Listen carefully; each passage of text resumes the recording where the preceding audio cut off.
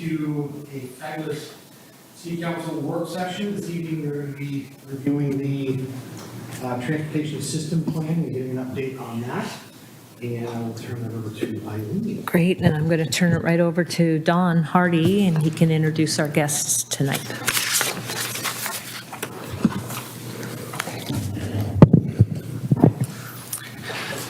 Good evening, Mayor and City Council members. Tonight, we're going to be providing an update on the transportation system plan, which is paralleling our comprehensive plan update process. I have a few guests here, Rhea Flakowski and Kevin Chewick from DKS Consulting. They'll be going through the PowerPoint tonight. This is intended to be interactive, and so if there's questions you all have during the process, let us know. We'll try to keep it short and interesting. Transportation can be interesting in some ways, and in some ways it can be not as interesting. So we'll try to keep it interesting tonight, but we'd definitely like your input on what we've done to date, and if there's questions, we'd be happy to respond to those as well.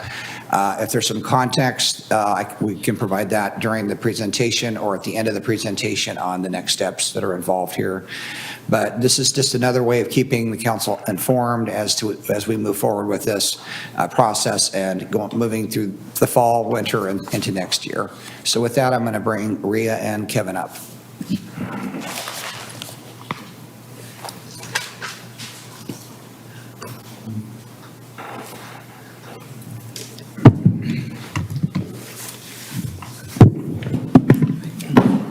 Good evening, everyone. Good evening. Yes, we will keep it interesting and short, I promise. No, you've got 50 minutes, so you're good. I will just, oh wait, do I aim? You should be able to. I just push the arrow? Is it not working? I gotta turn it on, maybe? Oh yeah, turning it on now. Oh, jeez. So just a little bit for our agenda that we're going to go over in our presentation. We're going to give an overview on a transportation system plan. We're going to go over some draft goals that we've put together for the plan. And then some of the initial findings from the technical work that we've been doing. And talk a little bit about input at the end, so pretty straightforward. So a little bit about transportation system plan and why you have one. So it's your long-range plan that you have for your city. It guides the investment that the city will be making. It does look at the city limits and your urban growth boundary. And we are working on a future horizon year of 2043. So 20 years out from when we started.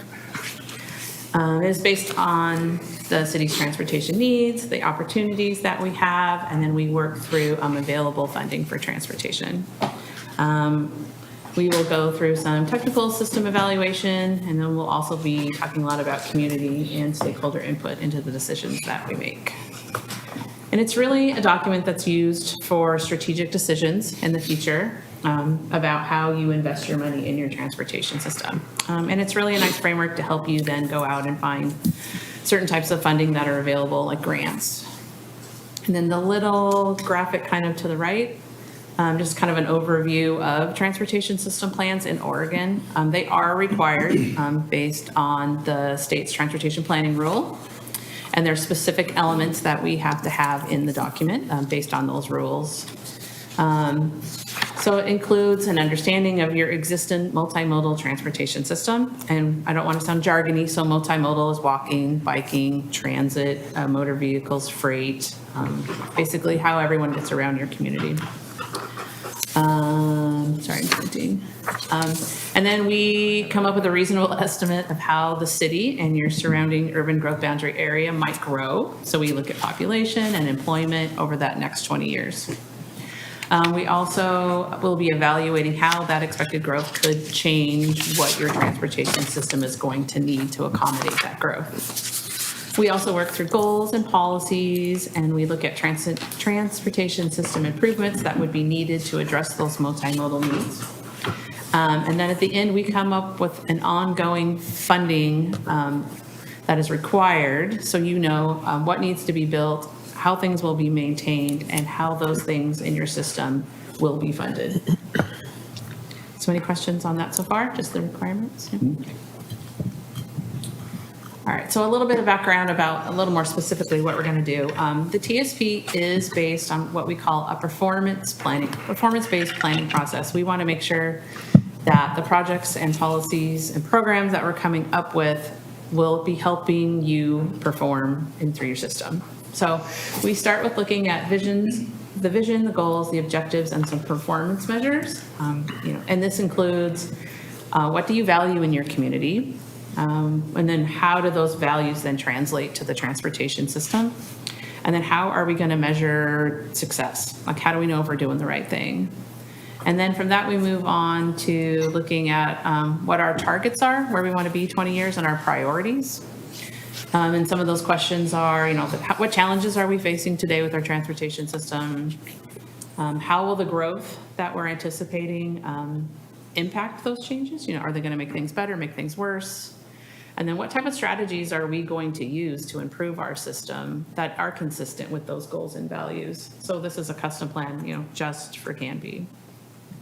And then from that, we move on to, what are the plans for investment? What does the system design look like, and what are our standards going to be? And that really comes back to, what public investment should be our top priority. Because as you're going to know, you will not have enough money to spend on everything that we want. So how do we decide what's first and foremost that's going to happen in the next 20 years? And what guidances do we need to get to, making that private investments as well? And then how, over time, are we going to evaluate the system and monitor our progress to ensure that we're always going back and meeting those measures that we'd like?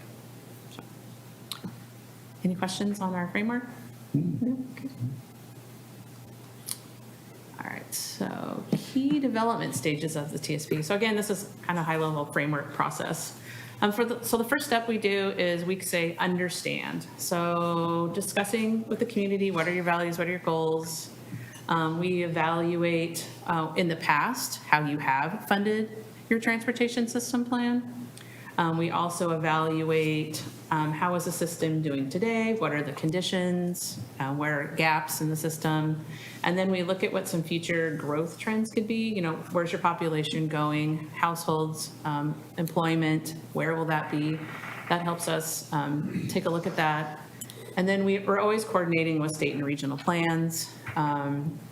You have the county around you that we need to coordinate. Again, the state has their own rules. So we're always making sure we're coordinating with that as well. And then that's where we're at tonight, and that's what Kevin's going to cover. We are done with the understand part, and then the next step will be the evaluate. That's where we start coming up with draft solutions. We know, 20 years out, this is what traffic is going to be. These are what the demands in the system are going to be. How do we come up with the projects that are going to help us get to the goals that I talked about. And then we're also going to come up with programs, like maybe you need a traffic calming program. We'll look at the standards that we apply to the system as it's built. And then we go through and then we evaluate all of those solutions through community outreach. The other stakeholder committees will be talking with you again. We'll be meeting with the public and kind of refining those solutions. And then we move on to the recommended adoption phase. We will put together a draft transportation system plan document. Everyone will get a chance to read through it several times. And then we move on through public hearings, obviously with Planning Commission and then with City Council. And then after that, we have a published adopted plan that then can be used by the city staff, right, for future development and moving forward. So any questions kind of on the stages that we're going to go through? Yeah, quick question. How do you anticipate, or as you go through the plan and something changes, i.e. the state and tolling and Oh, sure. how do you build that in or anticipate that? Well, tolling specifically, we do have some kind of like high-level feasibility testing that we're going to be doing. Once we get to a future baseline condition and we get through all the UGB things that we're going to talk about in a bit, we will be looking at what are the impacts of tolling if that goes through. Because, yeah, we're fully aware of what the state is looking at there, and I know that's a really significant issue for Canby if it does go through. So yeah, that's a great specific example, but we are always following the state. They change their rules periodically, right? And of course, The transportation system plan update is coordinated with DLCD. There's a state representative from that group that is assigned to Canby, and they review all the documents as well. So they're also letting us know, like, if there's any statewide changes that, we need to be consistent with, because of course, adoption has to be, Awesome. consistent with the state. And we're up to date too with, the CFEC rules that just came in that don't apply to Canby, but the state is often changing things. Yeah. So it's our job to make sure that we're Thank you. consistent with all that. But great question. Anything else? No? Okay. So the community review process. So let's see. I'm trying to figure out which part to focus on. Public involvement's really important. We've already had how many public meetings have we had? Four. Okay, we've had 4 listening sessions already, and there's probably another. It's on the next slide. Oh, am I getting ahead? Sorry. Oh, then, okay, I got ahead of myself. So I'll back up. So it's important for us just to make sure that we are providing opportunities from the community through a lot of different ways. As you can see, they're listed. Yeah, there's community summits. Of course, we're having discussions with Planning Commission and like City Council tonight. We post all of the deliverables on the project website. I mean, this is very transparent. It's open to the public, and anyone that's interested, they can read and provide comments or anything that they would like. And then I already mentioned, when we get to the draft, there'll be a very transparent public process that gets us through to adoption. We do have a project management team that meets every couple of weeks. Every other week, yeah. Yeah, which includes Dawn and city folk, also all of the consultants that are working on the transportation system plan and in the comprehensive plan, so we're staying coordinated. But we meet often and compare notes. And then there's also a project advisory committee that is a group of citizens that have volunteered to be on that. And then there's also a technical advisory committee, which is technical folks from all of the staff. So like I mentioned, DLCD, ODOT participates, the county participates, staff folk. I believe there's someone from who else would that be? Like the fire department. Freight. Oh yeah, there's a freight person too. So they meet often as well. I think there's 5 or 6 touch points through the TSV. So very coordinated, lots of meetings. Make sure we're all on the same page. All right, so there you go. So this is just kind of a high level look at our schedule and what we've been working with. We did start way back in the winter of 2023. And you can see the transportation plan update that we're working on is running concurrently with the overall comprehensive plan update. And then on the side, there's also an urban growth boundary expansion happening as well. And we're planning on having all of these wrapping up in the spring of 2025, so not too far from now, maybe closer to summer. It's a plan, yeah. Maybe closer to summer. Depends on how fast we can get through things, but adopting them fairly close together. And then you can see the orange little circus at the bottom. Yeah, we've had 4 community summits, and then the project advisory committee has met 4 times. I believe the technical advisory committee's only met once? It's not twice. But Or definitely, twice. Yeah. Yeah, those are a little bit less frequent because the technical folk are pretty up to speed with all of this. We don't need to get their input as much. And as you can see, we still have several meetings left as we move forward. Okay, any questions on that? Just framework, policy, what we're doing and why? No? Okay. So I'm not going to spend too much time on these, but these are the draft goals that we have assembled to support the transportation system plan. We do try to keep these somewhat high level, and then these turn into policies and evaluation criteria that I had mentioned that we will use. Once we have a list of projects, we're always looking back to these, like, is what we want to spend money on the next 20 years going to help advance these, right, and help us reach our goals? So with that, let's see, the first one, accessibility and connectivity. The system, it needs to be convenient, accessible, and connect people to destinations throughout the city and beyond. Safety and security. The system is safe and secure for people of all ages and abilities. Healthy people and environment. The system protects the environment and encourages healthy living through convenient, lower polluting transportation alternatives. Equity. The system eliminates transportation-related disparities and barriers and is affordable for all users. Reliability and efficiency. Manage and optimize the transportation system to ease congestion so people and goods can affordably reliably and efficiently reach their destinations. Fiscal responsibility, strategically design, operate, and maintain the system to maximize assets, minimize costs, and enhance the surrounding community through right-sized infrastructure. And collaboration. System decisions are made in a transparent and collaborative manner, and the benefits and burdens of investments are distributed equally among all users. So I know there's a little bit of overlap in some of these, and I think that's somewhat avoidable when they do these. And I know we've worked on these quite a bit and wordsmithed them quite a bit as well. But yeah, these are the draft goals that we have right now. I don't know if you guys feel anything is missing, like really high level. Happy to, there's a big. Can I ask maybe this is a dumb question, but just kind of overview question on this. So this transportation system plan and we have one from 2010 we're operating under, right? And this is the update to it or the new plan for next 20 years. So, and maybe this is just from my understanding. So this plan, which one we're on right now, looks like 188 pages. So on the day-to-day operation of the city, how often does the city interact with this particular plan, and how does this plan change or influence decisions that are made currently? And I guess maybe what I'm trying to get at is more of how much power does this plan have over the practicalities of, I guess, assume transportation, we're talking about roads, right? And where the potholes get filled and where the, and where the stop signs get put up, or all those kind of things. So if somebody, maybe just explain for my education on how, not how important this is, not how like a lot important, not a lot important, but the actual practicality of the importance of it. That's not a bad question at all. I think it's really important to know the context of how often this document gets used. It does not sit on a shelf. Okay. It actually probably gets used weekly Okay. by people. I'm gonna let Kevin. Like, give me an elaborate. example of what would require to consult the plan like that. Sure. Well, I mean, Maybe Eileen could help with that. Maybe she has more, or the day-to-day.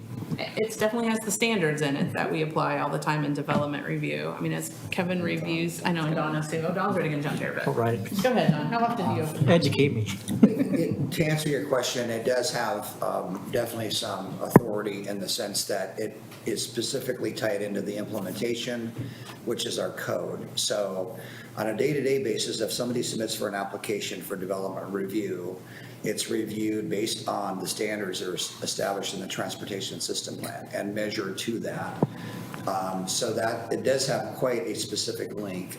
And it also looks at forecasting of prioritization, which has not been done for, about 14 years here. So it prioritizes road systems, and I think that's going to be more and more important for council. There was a mention of grants here, which I think are really important, but I think prioritization, because cities often do not have all the money that they need to do all the roads and everything else that needs to happen over time. So I think what my hope, or our hope is out of this process, is to have some sort of sequence with Public Works definitely involved in that as well, and to look at like a 1 year, 5 year, 20 year, and each year that 1 year list would end up being something that would be refreshed, so that there would be, and that's kind of done in our budget cycle anyway. I mean, that's informally kind of done, but that would be the hope. Many jurisdictions kind of do that as well. They look at that so you can have somewhat of a crystal ball. Between 1 year and 5 years, you have a pretty good chance of your road improvements happening within that horizon. Beyond 5 is a little more questionable, but I think that's the other part of this as well, is a refresh of that is important, and that will help council, I believe, as well on the financial part of this, whether we're looking at gas, like gas tax or whatever the options are for paying for roads. That's critical as well. And I know there's some sensitivity around those issues, but just what are those options to pay for what is actually forecasted in the transportation system plan? So- Those are all part of that. There are a couple of other ways that the plan gets used, as was alluded to every year when we develop our CIP or we review our capital improvement plan. We pull from all of our system master plans. So we'll pull from our transportation system plan and say, what are the projects for the next year, 3 years, 5 years, 10 years? And those will go into our CIP. Very oftentimes, when we're faced with a state grant, for example, the granting agency will say, is this project in your TSP? Which is your transportation system master plan. So if the project is not in the TSP, the chances of it getting funded are not even slim, they're nil. So it's very important that these plans exist for those reasons as well. Okay, so just to clarify, if I'm going to develop a certain lot, place in Canby, I'm going to go be confronted with this plan to make sure that my development plans correspond with the master plan. It's also used for budgeting priorities. Correct. And also, it needs to be in there for grant money. Those are some of the major interactions. And I think maybe the only thing to add to that is, and we haven't quite got there in this process, is road cross-section profiles, which are really important to recheck those as well. What are we able to do within those, are those cross-sections appropriate now, meaning how wide is the road and the street cross-section? Not wide enough. I mean, sorry. So, but those are part of this as well, and that's the council's directive on this as well, is to recheck those and say, are we okay with those? In some cases, we'd love to widen the road out, but it may not be practical Yeah. to do that because you have buildings on both sides of the road. But those things are also part of that discussion as well, which also plays into the cost of it as well. And that sets up the parameter around collector arterial, which are standards that get enforced during the development review process. Okay. Well, thank you for clarifying. I just thought it'd be good for anybody listening to understand what good is. And then my follow-up question, I think, was, so if we make this plan, we do our best job, and then all of a sudden we say, oh, no, now we need another road or something, how hard is it to update the plan? Because, I mean, projecting 20 years into the future is what I'm saying is, it's kind of murky, It is, and I think. I don't know what I'm gonna do 20 years from This now, probably will end up having a recheck in, as the city continues to grow, and that's a good point, and probably will not be a full 20 years. In fact, that probably should be done on a 7 to 10 year increment, more so than a 20-year. And I don't think there's any prohibition for us redoing that. I mean, I think that's part of that process, but the hope is that we don't have an aha moment like, hey, we should have really included something else. And if that's why you all are here, if, and I think part of that is even if those roads are not able to be funded, I think everything should be in there to say, maybe that's beyond a 20-year, but it's still something that maybe gets brought back up into the next review process. Because some of these costs on some of these roads that are like, flyovers and those kinds of things, those are things that are really expensive, super competitive for grants, and very difficult to obtain.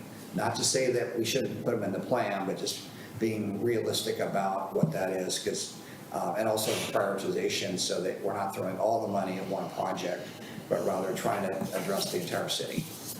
And I'm going to touch on the next few slides a little bit, how we get to the forecast of the 20 years. So there's a lot that goes into it regarding land use and the comprehensive plan and all that. And that's how we get to develop the 20-year list. So it's based on the actual housing and employment forecast. So you get a pretty good idea of what the growth is going to be. And then that's also reevaluated through development review, and each individual development is also assessing the system to make sure there's not something missed from the TSP.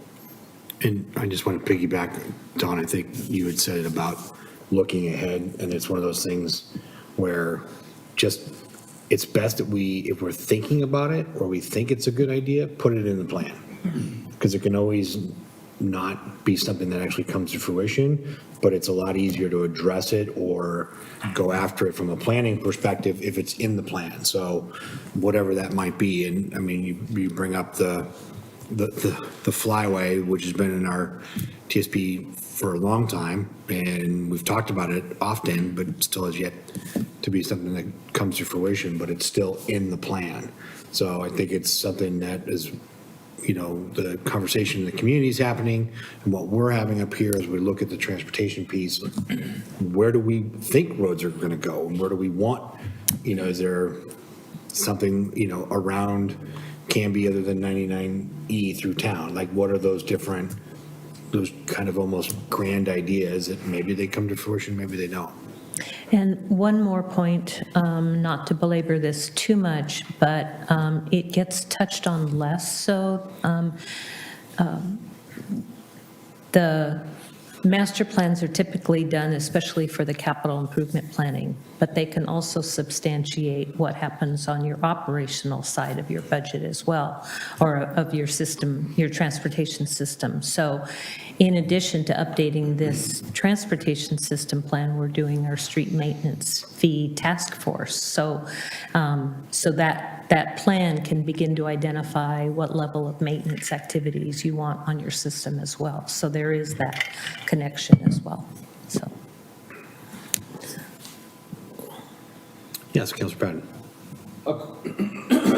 The question that I have as far as the fruition of this plan, right? So there's mechanisms that we're tracking, we're setting plans, 1, 10, so many years.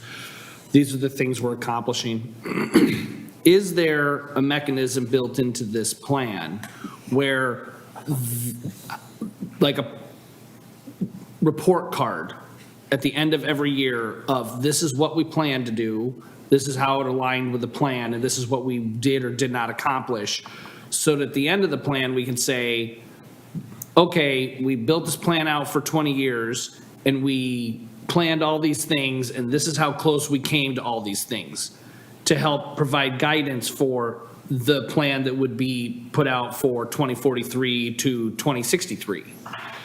That is something where I don't think, in my involvement in a lot of these plans, we have ones that have been developed in the past, but really, how well did we line up with those plans? What triggers were hit when they were supposed to be hit and which ones didn't? It's like, okay, we've done with that one, now we kind of throw that one away, and now we've started this new one. To me, it would make more sense to take information from the previous 20 years of how we tracked with this to say, so if the state says, well, hey, this is what it should be, because one of the things that we've brought up is we've had questions about housing, right? We think there should be more land for housing, the state doesn't. If there was that tracking mechanism to show this is how much land was originally projected and stuff, to me, it would make a better case to then go to the state and say, we respectfully disagree, and this is the data we have based on our previous 20-year plan. Is there a way of doing that in these plans? Is it something that is part of the plan? How does that work? And just a question before the answer, just clarification on the metrics. So the metrics that you'd be interested in, would those be what has actually come from the last 20-year plan on levels of service? Would that be one metric, the level of service, and then perhaps how many of the roads did we build over that period of time? Maybe those are the two metrics. Yeah, so like levels of service, how many roads were built, how close did the plan hit to target, those sort of things. So that way we can take that information and move it into the next one rather than just discarding the previous year's work. And I can't necessarily go back to the 2010, but DKS actually did that plan, so I mean, they may have, Rhea and Kevin may have some comments on. Some of those slides are a little bit further down, but I mean, we can see where the problems, the challenges are in the system going out 20 years now, I mean, going forward. And I can't speak to the index between 2010 and 2024 as to like the performance of the plan now. But do you have any? So I can say, as we're moving on to from where we are right now, which is basically evaluating the system, into the next step where we start to identify solutions to solve the issues that we've identified, the first step that we do is we go through the prior TSP, every project, and say, was it built? Does it address the current need? Yes, if those answers are yes, then we carry it forward to the draft list. So that might be part of what you're looking for, because we'll have that as the next step from the TSP project list level. And then those projects were all identified to solve capacity issues or some other need. So essentially that's the connection between, success versus, or, it could just be a funding thing, right? Like there might not be any funding, but the project is still valued. But we'll take a look at all those, and then that'll be the next step that we'll have. We'll have that list, we have that comparison, and then we'll have a identification of new issues that have come up that there might not be projects to identify yet, and then we'll just compile that whole list. So that might be. Yeah, and I think that would be part of it. I think in that list, though, it would be good to track which ones are being brought over, because to me, it's like, if it was in the plan that we had 20 years ago that's now 30 years old, right? Yeah. And we didn't accomplish it then, and we still say it needs to be done, then maybe that's one of the higher priorities. Rather than at the end of the next 10, 20 years, we're like, oh, well, that one actually came over from the 2010. Now we're moving it to, now we're in 2075. What the heck was the council doing back in 2023, right? Those are that is how I kind of am trying to look at this, so that we keep track of these things. And so we will have that. We'll identify where it came from, if it's a new or old need, but also things may have changed from the old TSP, right? So that might be why maybe it's less of a priority now versus what it was in the past, and maybe there's some. So, but we will have that information to at least take a look at it and see if it aligns with the current needs. Perfect. And we scrolled back to this slide specifically because I wanted to point out the performance measures there that are indicated at the bottom. So there's a system performance, and there's also project prioritization. And those are going to connect back to the goals that Ria went over before. But specifically the system performance one, there's several metrics within that are tied to monitoring and evaluating the performance of the system. So that's a way to connect the goals to success at the end of the plan. So we'll take a look and evaluate those and see how they compare to the outcome from where we started from the existing conditions analysis. So that'll be a metric that we can look back on in the future and compare it to the baseline, which is today. So be it 5 years or whatever you want to take a look at it, you can compare and monitor to see how successful the plan has been at accomplishing those objectives. And an example of that could be like vehicle miles traveled. Yeah, exactly. Like- Level service, like how many, Is it getting better, is it getting worse, is it the same? We didn't put it on there, that's what I was looking But for, like- but there's actual outcomes that we've set to, decrease the amount of vehicle miles of delay by X%. So we'll set that metric, and then we can compare it to,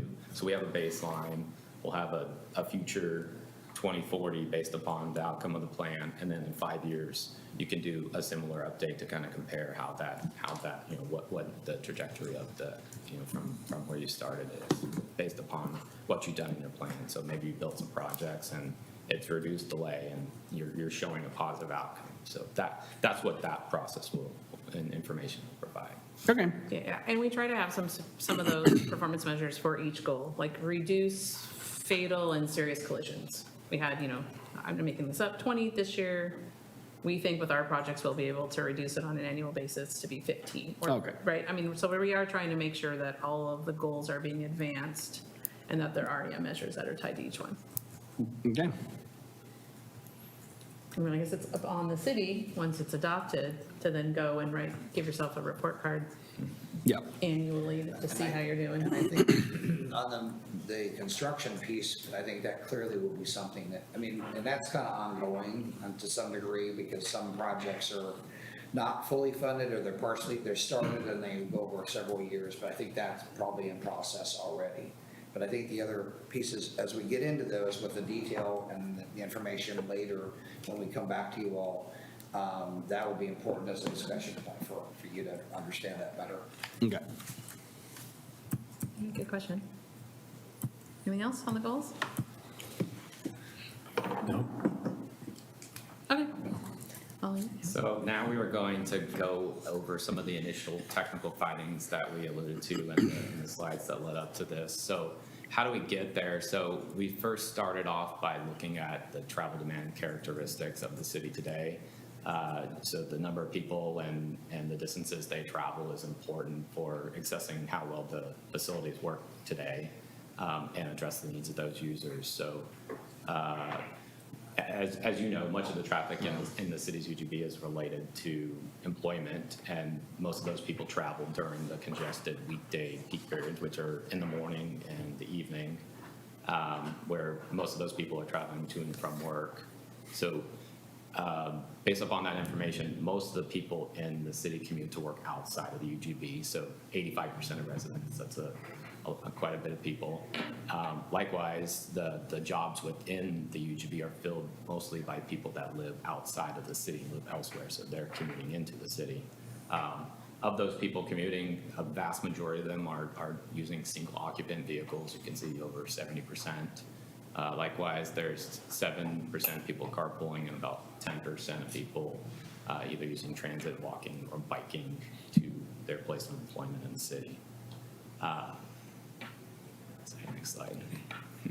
The next thing we look at is land use, which is what I alluded to before. So this is based upon the housing and employment needs identified in both the economic opportunities analysis and the city's housing needs analysis.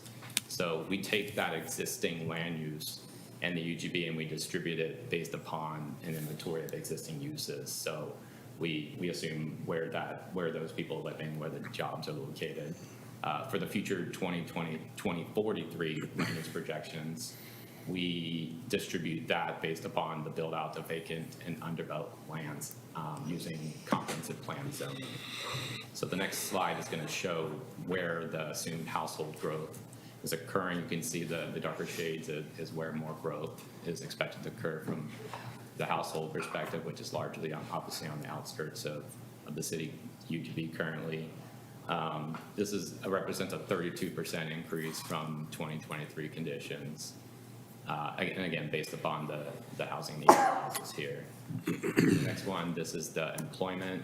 Similar, it's based upon the EOA analysis. Growth of about 2,700 jobs over the next 20 years within the current UGB. And that's a 36% growth. So again, quite a bit of growth, again, happening down there towards the Pioneer Industrial area and sort of along the highway through the city. So that land use growth is converted into estimates of travel demand. So we started this process by collecting new count data in 2023 to help inform what those current travel demands are. And this included trips for vehicles, bikes, and pedestrians. And then the Canby travel demand model is the primary tool that we use to forecast future traffic volumes in 2043. So that model translates the land use that we just reviewed into motor vehicle trips and then assigns them to the roadway network based upon the shortest travel times and the lowest amount of delay along the streets and then again at the intersections. So the table right there shows the trips that are forecasted. So today there are about 12,000 trips that occur within the city during the PM peak. This is which is 4:30 to 5:30 in Canby, and that number is expected to grow by over 3,600 trips through 2043. Most of those, again, are single occupant vehicle trips, so about 2,800 new single occupant vehicle trips, and then another 500 or so walking, biking, and transit trips. So this is the initial assessment. So this starts looking at those performance measures that I alluded to. So this one is the street network performance. It does both street segments and intersections using the growth projections that we just went over. So the locations with the greatest amount of traffic increase through 2043 is Oregon 9090, that's the obvious one, through the city, obviously, Territorial, at the north end of town. The Walnut Street extension is going to serve quite a bit of traffic over there in the Pioneer Industrial area, and then 13th kind of at the south end of town. Today in 2023, none of the intersections exceeded their current mobility targets. And I say current because the city has an opportunity to relook at what those mobility targets are for intersections if you feel that the ones that are in your current TSP aren't adequate for assessing the system. So that'll be, again, the next step in the TSP once we start taking a look at those. Using those current standards, these 4 intersections here, Ivy, Pine, Territory, Redwood, and Township and Ivy, are forecasted to exceed their standard in 2043 with the growth that we are projecting. And then there's obviously the segment of 99 through downtown is pretty congested. Lots of queuing and delay at those intersections there. And then again, the side street approaches at most intersections to 99 are going to be pretty congested with a lot of delay in 2043. And there was a question earlier regarding the tolling. So this that you're looking at does not include any tolling. So as Ria alluded to, we will be doing a scenario that layers the tolling on top of this so we can identify the projects that are needed without tolling and the projects that are needed with tolling. And you can see a clear difference what happens with that, because that information is currently not available. So we will be able to identify what those impacts would be. So another a performance measure that we have is safety. So this is this graphic simply shows how many collisions have occurred over the 5-year period that we reviewed. There were over 400 in the city that involved vehicles, 9 that involved a pedestrian, and 8 with a cyclist. There was 1 fatal injury over that period, and another 5 that had serious injuries. We also looked at, it's not shown in this graphic, but we also looked at every rail crossing through the city. We looked at collisions at those, and there were 2 that occurred, both of them at Ivy, and both of those involved fatalities as well. So that's not included on this graphic, but we also looked at those as well. Question, Yeah.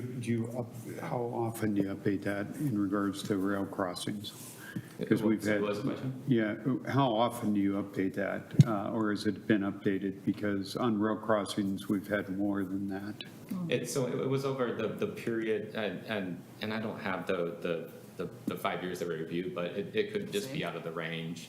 But and FRA doesn't update the data. Sometimes it takes a few years for them to populate it, Okay. so it just might be more recent than the data that was available. Another metric we looked at is we analyzed the pedestrian network. So this basically provides a metric to understand a pedestrian's perception of safety and comfort as you walk along streets in the city. This provides a ranking of essentially low, medium, high, and extreme stress for the pedestrian as you're walking down the street. And that's what this graphic is depicting. What we found through that analysis is about 17% of the streets in Canby, pedestrian walks along them experiences either extreme or high stress. So that's actually pretty good, all things considered. And again, if you look where they are, most of them are in the area J out there, or kind of the edges of the Pioneer Industrial area. So otherwise, most of the streets in the city are they have sidewalks. They're pretty neighborhood streets, so they're pretty comfortable to walk along, all things considered, if you actually compare it to other cities that have a similar one. We did the same thing for bikes. So 28% of those, a little bit more, have extreme or high stress. As you would expect, if you're biking along the highway, you're going to have a lot of stress. And again, those rural roads kind of in the same area where the pedestrians experience the stress. They just don't have facilities. There's high speeds, trucks out there. So not a very comfortable bike ride. So we'll use both of these assessments to identify priorities to fill in the bike lane and pedestrian network, to fill gaps, and target those areas for spot improvements if they weren't already identified in the prior TSB. Sorry, real quick question on that. Yeah. On that last slide, does that take into consideration our trail system, the walking and biking trail that we have within the city and that we continue to add to as we grow? So this map is on street facilities, so unless the trail was adjacent to the street, it was considered separately, but we do have an inventory of those as well, and it just didn't have this metric applied to it. Perfect, thank you. Trails are usually comfortable. Yeah, there's usually, if they're not adjacent to the street, they don't have the stress of the vehicles and all that, so, you'll end up with a bunch of happy looking trails, essentially. Okay. Another metric we looked at is how complete is the system. This one is showing the sidewalk network. Again, as I mentioned, it's pretty well established. This assumes if a sidewalk was on every side of the street, this is what it would look like. You can see 23% of the total lane miles lack a sidewalk. Again, pretty high completion rate for sidewalks. Same assessment near transit stops, about 20% of those sidewalks are missing near transit stops. You see a few gaps along Pine, the highway, and Milano again. And again, bikeways, this one is a little bit more incomplete, mostly because of the highway through town. 56% of those are missing, and a similar amount near transit stops, about 55%. The final thing we looked at is access to transit. So we evaluated how many households are within a comfortable walk, that being about a quarter mile from a bus stop. And about 65% of the households today are within a comfortable walk. So again, that's pretty high for the system assessment. And that was the last metric that we're highlighting in this analysis. So I don't know if there's any questions on any of that. Yes, Councilor Stearns, go ahead. This is not just, this is something for maybe a future work session or something, but it seems like the vast overwhelming majority of the people in Canby don't work in Canby, and the vast majority, overwhelming majority of the people, of the jobs in Canby are not filled by people who live in Canby.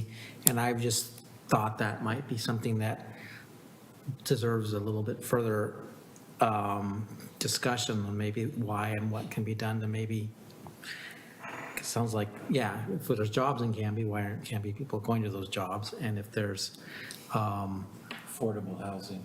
well, I think there's a lot of things that we could talk about in that thing, or affordable jobs, right? So I think there's a combination. If you have low-paying jobs and high housing costs, they don't match, but maybe that needs to be worked on. If having higher-paying jobs, people could live more. I mean, I say that as somebody who lives and works in Canby, and so I'm one of the 15% or less that aren't in that category, but it's a very small minority of us that actually work and live here. And I think that needs to be talked about, but I understand it's not going to be maybe solved in this session or this process. Yeah, that is a huge conversation that I think we have talked about, or it's been kicked around for a number of years now in terms of, I mean, the whole point of having the Canby Industrial Pioneer Industrial Park is to have that economic center within our community for that. But again, it's still, it's that identity piece for our community. Are we a bedroom community of Portland, or are we trying to be our own, stand on our own 2 feet? And that's the hard part. I mean, I think some of those jobs brought in are not super high paying, and that can be an issue. But it's one of those things where not only do I work and live in Canby, but everybody who works for me lives in Canby. So I try to, I mean, that's one of the trend I'm trying to buck personally, but also I think it's something that would be a little bit better, less stress for everybody if we just didn't have to drive to Hillsborough all to work. having done that drive for 2 years, yes, I would agree. It also impacts how people can travel. So if you work further away, you're obviously not going to ride your bike, you're not going to walk. You're less likely to take transit. So if more people live at work, you can have people use those instead of rely 70% or whatever was on single occupant vehicles. So it's another way to think about how people travel. Did you have something, sir? Yeah, just a real quick question. Do we design into the plan how wide the streets are going to be, whether or not we put in center medians? Because I know if like in Tualatin, for instance, you go up 12th and Sherwood and there's trees down the middle. Well, there's absolutely no way for emergency vehicles to get through there, for instance. Cars get backed up and there's no place for vehicles to go, which then slows down emergency response. So, that and what Happy Valley is experiencing with skinny streets and high-density areas, where fire trucks can't even get up there because they've got cars parked on both sides of the street.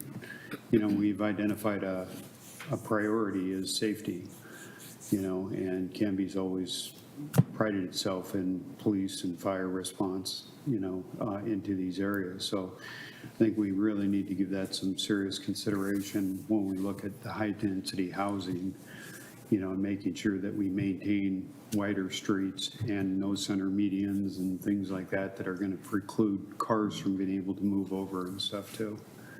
Because Tualatin can be a nightmare through there, speaking from experience, so. And just to that point, I think the baseline will be the current standards, which in Canby is complete streets, meaning that you have bike lanes, sidewalks, and travel lanes. That's the baseline, and so that's going to be a decision for this council, because that's the position we want to move forward with. And I think from staff's perspective, that seems like a logical path to continue with complete streets, because it is multimodal in its nature. I think Canby does a good job of that. I know there's older parts of town that don't all have that, and it's really difficult to retrofit those. Right. I think for new streets in particular, that is, I think that's where we're going forward on that piece of it. Well, as a comment on that, I live on a new street, a brand new street, and when cars are parked on both sides of the street, it's only a one-lane road.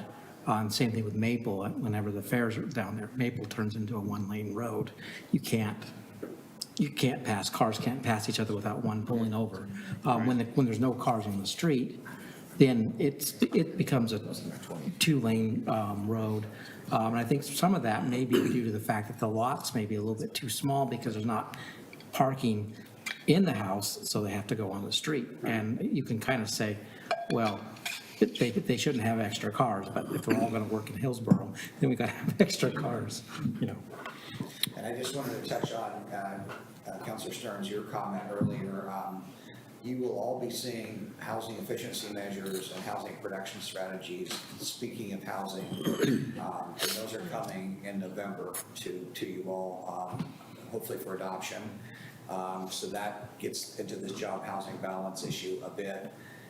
And it is a tricky thing, and as we're not really dealing with the urban growth boundary expansion per se. Here we're dealing with really the current city limits and current urban boundary in this discussion. But as we go into the urban growth boundary expansion, the question for council will be, should there be creation of zoning districts that encourage higher paying jobs to the extent we can create those zones, and to provide a little bit better balance on jobs, housing. I know that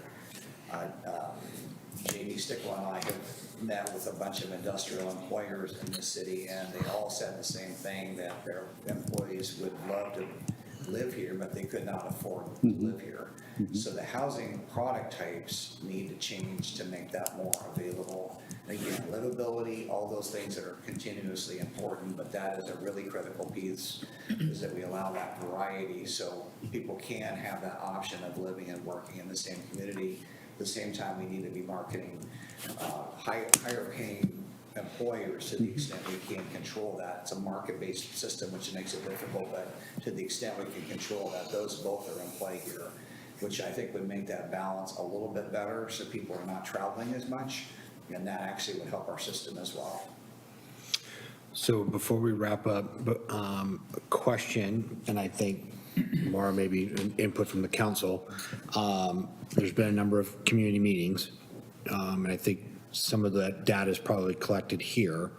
But I'd be curious to know if that's something that can be put together by staff or whatnot, just what some of that feedback has been, because I think that'll help the council, it'll help me just be able to know kind of what's already being, what are those ideas, what are those thoughts being out there that are being put out there that aren't necessarily coming from this particular think tank, but from the community at large. What what are they seeing? What are they hoping for in the future regarding, the transportation pieces for Canby?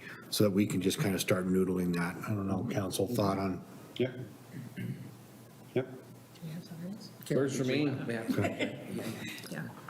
me. Captain Stoic down there. Yeah, so we did prepare a summary from the Oh, the okay. last couple of hearings, so we have that, we could provide. We can share that out, yeah, I mean. That'd be great. Yeah, because I think that will be important, and some of these were really aspirational ideas. but Yeah, for Some sure. of them were more like near-term ideas, yeah. And Yeah. and that's also part of the process that's gonna go, I was describing that we'll take the TSP project, we'll also take that feedback and provide a summary of that, and some of them, we won't be able to pursue because of a variety of reasons, but we'll Sure. identify why it is, and we'll at least, acknowledge that it was an idea that came up. Perfect. Okay. Great presentation. Yeah, thank you for being Thank you here. very This is much. a very good update. Thank you. Go ahead, Yeah. next steps. last Yeah, minute? go ahead. They're yours, next steps. Oh, those are. Yeah, so, those are Kevin's. so these are just the next steps of the TSP. So we went over some of them, but basically we'll do analysis of the funding to identify how much is available currently to, construct what's in the plan. And then we'll be able to, break the projects out by funded versus non-funded, as we talked about. The next thing we'll do is we'll look at the performance standards as you brought up a little bit ago.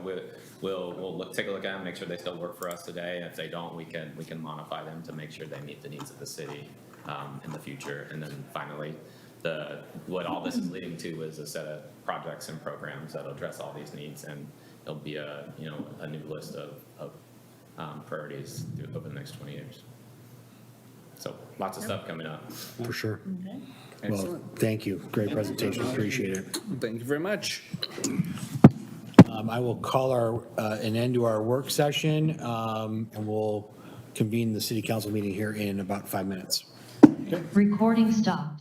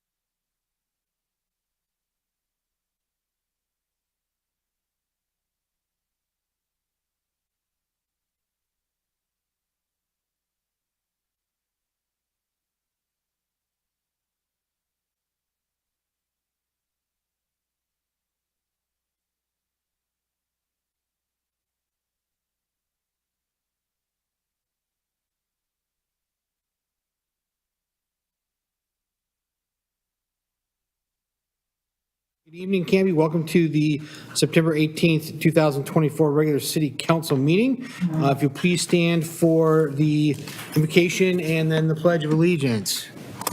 Tonight, just take a moment of silence, collect your thoughts, say what you need to say. There's a lot going on in each of our lives, and so just take a moment to just kind of reflect on that as you need.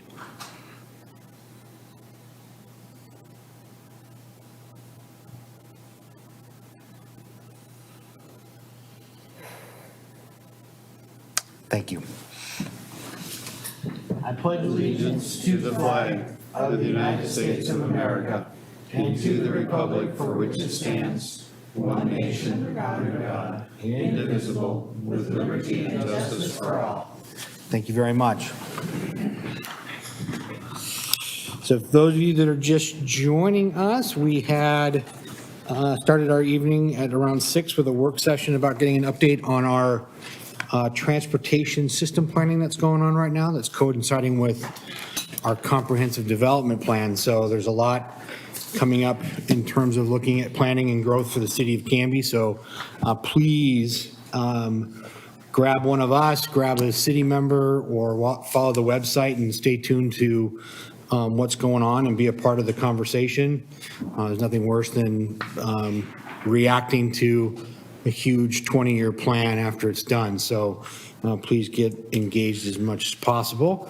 It's nice to see a full council here tonight. Nobody zooming in except Mr. Doofman. Welcome, sir. Thank you for being here. I think you heard me. So next on our agenda is new employee introductions. Ms. Stein. Going to have Todd come up and introduce our newest employee.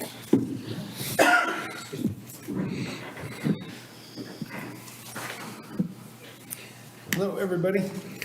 Hi, Todd. Hello, Todd. I am pleased today to introduce to you Elizabeth Enderly. She goes by Ellie, so she prefers that you refer to as Ellie. So she is our new IT coordinator. So she will take on the role that will fill the gap between Poltner and the rest of our IT system. So, for instance, all our door locks and door system, which we just had a new system put in, she went through and rebuilt all the users and created all the access points. So she now has working knowledge of that, and we'll take care of that. She'll take care of all our phone systems. She'll take care of our web page, take care of our cell phone systems, take care of our inventory, amongst a million other things we have for her, as well as our internal page. She's got a lot on her plate, and I just haven't told her all the rest of it. I was going to say, did you tell her all this in advance? Because Anyways. yeah, right. Yes. That's just on Monday. That was Monday. Well, Monday and Tuesday. I haven't. That's just what she knows so far. Yeah. So she comes to us from the Oregon Medical Licensing Board. She worked as a tech there for them. And then prior to that, she worked for the Canby School District as a tech for them. She is a resident of Canby, so she's very local and is excited to work for the city and be a part of it. Wonderful. Well, Ellie, welcome to Canby and welcome to the team. Appreciate it. When was the official first day? It was right after Labor Day, so Okay. 3rd, I believe. All right. So Todd gave you a little time before bringing you in here and facing this group. We're painless. We'll be as gentle as possible about our IT issues. So Todd has asked us to be patient and be kind. Thank you. And it's mostly to Todd. So, That's right. well, welcome aboard. We're glad that you're here. Thank you so much. Thanks, Todd. Appreciate it. Next on our agenda this evening is a proclamation for the POW MIA Recognition Day. And so the proclamation goes, whereas the United States of America has participated in many wars, calling upon its sons and daughters to fight for their country. Whereas American men and women have been held captive by hostile powers during their military service, and whereas many American prisoners of war were subjected to harsh and inhumane treatment by their captors, which often resulted in death. Whereas Americans are still listed as missing and unaccounted for, and the families and friends of these missing Americans, as well as their fellow veterans, still endure uncertainty concerning their fate. Whereas the sacrifices of Americans still missing are deserving of national recognition and support for continuing priority efforts to determine their fate. And whereas the City of Canby is proud to join with other cities in the state of Oregon and the nation in honoring those that are still missing. Now therefore, I, Brian Hodson, by the virtue of the authority vested in me as the mayor of the City of Canby, hereby proclaim September 20th, 2024 as POW MIA Recognition Day in Canby, and encourage all citizens to join in this observance. Given under my hand this 18th day of September of 2024. And Pat, I believe you're the one accepting this.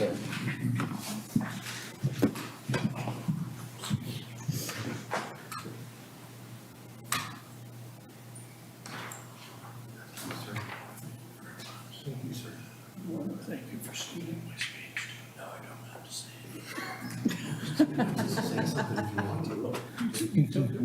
All right, okay. I know how much you like public speaking, Pat. I just thank Mayor Hodson, he stole my speech, literally, so you don't have to listen to me talk very much, which is a good thing for Councilman Davis. I would like to reiterate that there was 81,600 POW MIA still missing as of right now.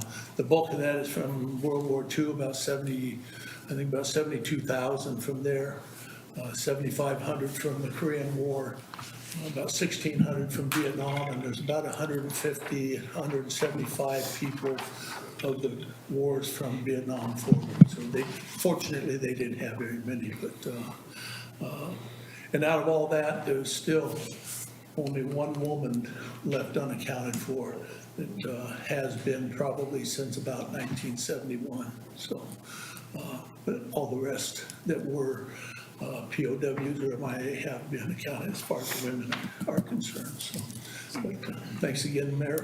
My pleasure. My speech. No. Thanks for the proclamation. I You're appreciate welcome. it. Thank you, thank you all for being here. Really appreciate it. Thanks, Pat. Thanks, Irene. Did you want to?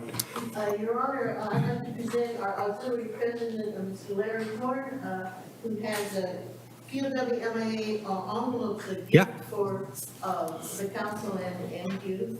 And what this is a reminder of POW MIA. I've got a forever stamp, and if you notice it, it's an American flag with the words freedom. And that's just to remind, whoever you'd like to write a note or a little letter to remember the POW and MIA.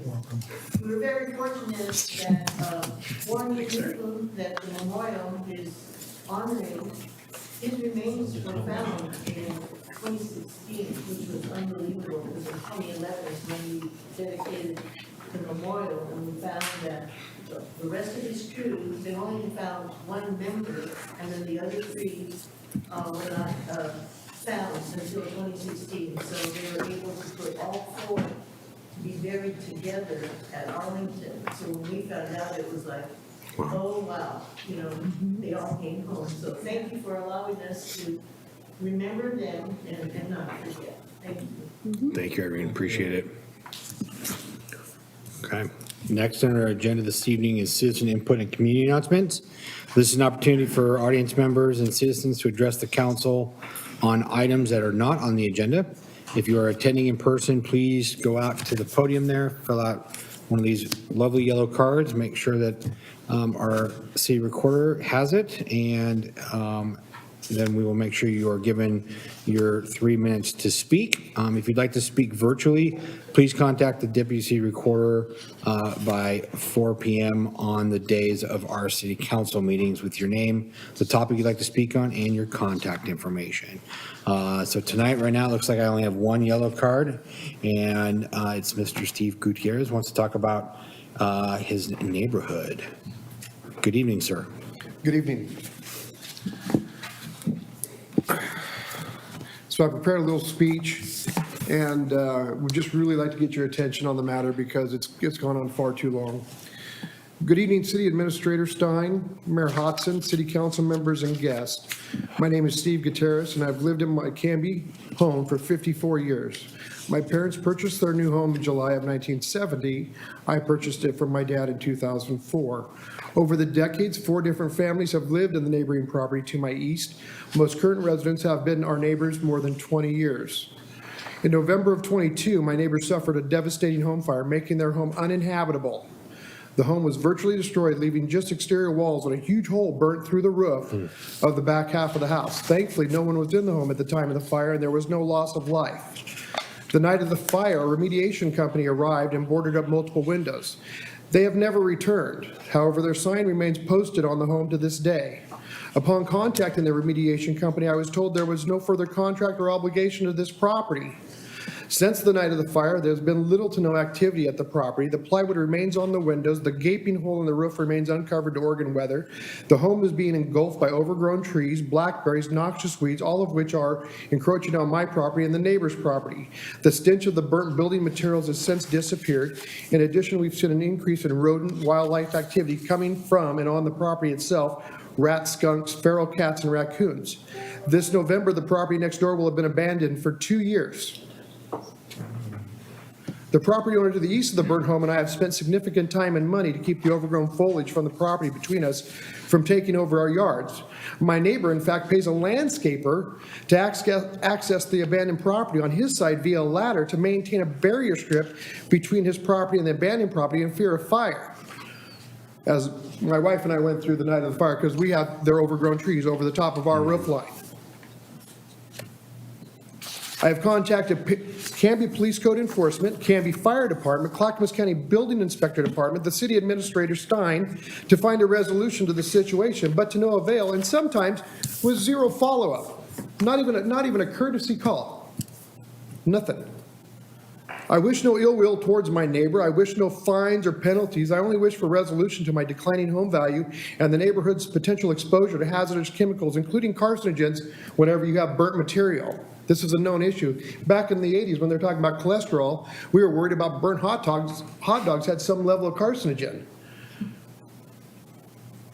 My wish is for the city's participation in creating timely solutions to this overdue, regrettable situation. I'm unsure where else to turn for assistance in regaining the high level of livability in my neighborhood that is in the community known as the Garden Spot. I appreciate your time and consideration in this matter, and I believe everyone with photos, as everybody has.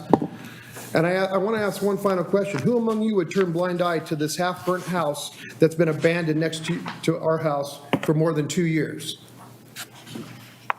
I appreciate your time. Thank you, Steve. Appreciate that. I'm sorry that this has been something that you and your neighbors have had to deal with. 6 months, super cool, right? Passionate, compassionate, whatever the proper word would be. It's 2 years this November, and since I started being involved in January, there has been absolutely no traction in this town. My presence in this town is just as important as everybody else's. I'm sorry we don't have an HOA, but this is ridiculous. None of you guys would allow this to be your neighbor. No, thank you, sir. Bringing this to our attention. Eileen, can we work with Chief Tro and the code enforcement team about this and see what we can get figured out? Or if you know something already, that would be good to know. We have been working on this issue for the last several weeks. Part of the problem is that Clackamas County is in charge of the analysis and the assessment of this building as a dangerous building, and the county has not determined it to be a dangerous building. And so we need to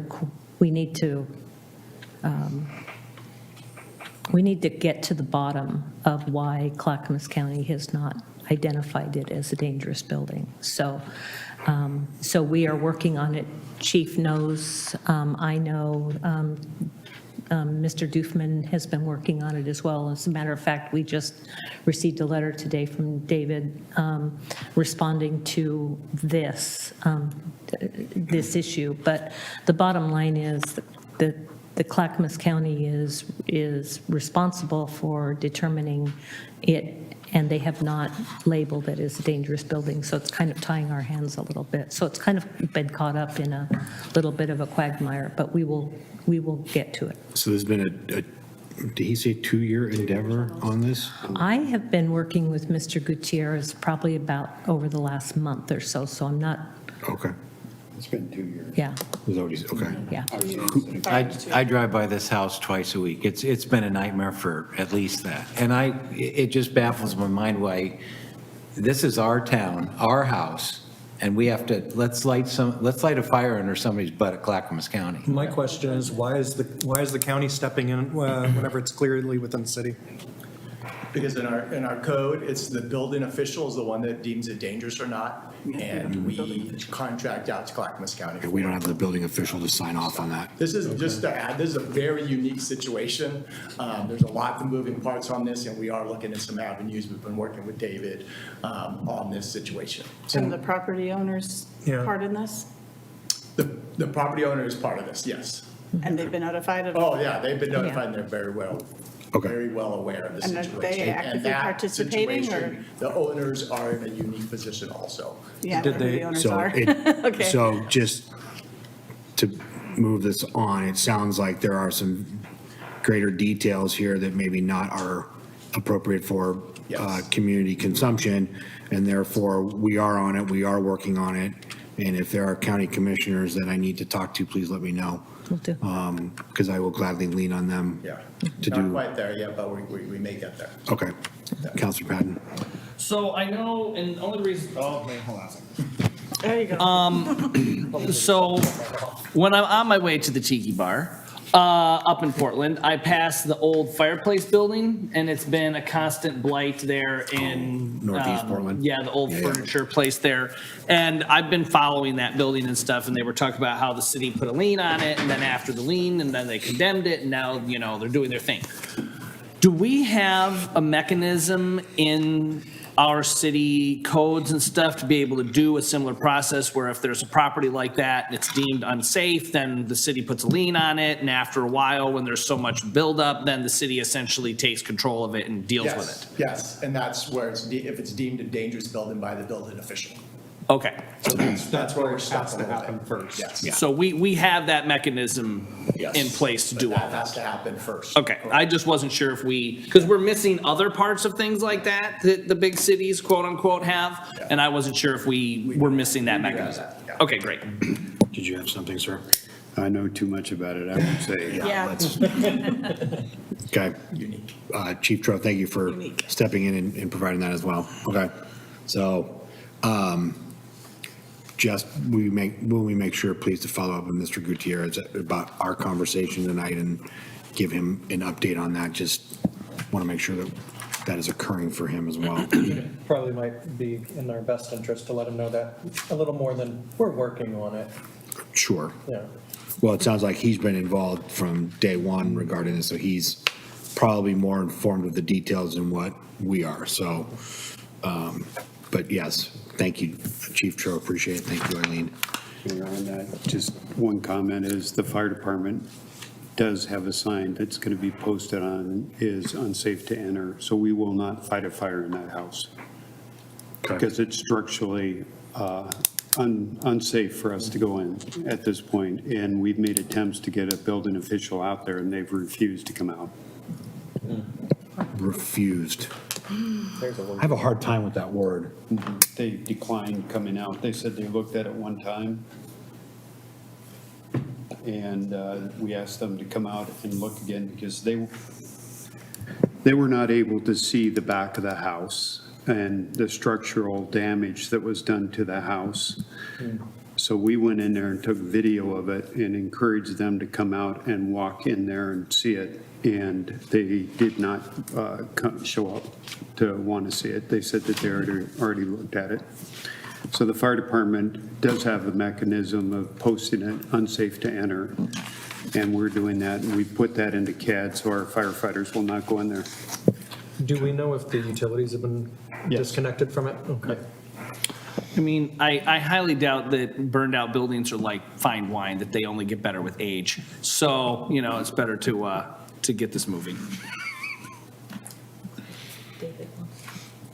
Sorry, yes, Mr. Doofman. I don't know if you can Can you hear us, Dave? There's David? Mayor, can you hear me? I can We can now. hear you, yep. Give me a thumbs up if you do. Okay, I can't hear you. I think the city's mic is off. I've tested my system and Oh, okay. my speakers work fine, but I can't hear anybody. Well, I wish Okay, we had well- heard this sooner than this point of the meeting. You're good, though, to talk to us, David. But he can't hear, he hasn't heard anything on the meeting so far. Oh, he doesn't know. Call them back, let's start over.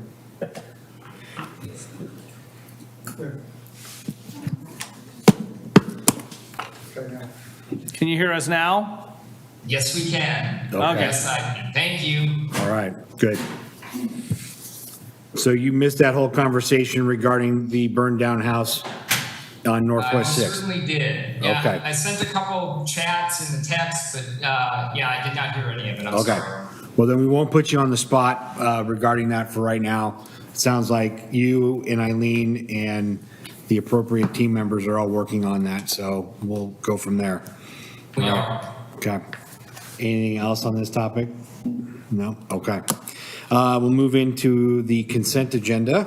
Mr. Mayor, I move to approve the consent agenda that includes the minutes of the August 21st, 2024 City Council work session and regular meeting, and the minutes of the September 7th, 2024 City Council work session and regular meeting.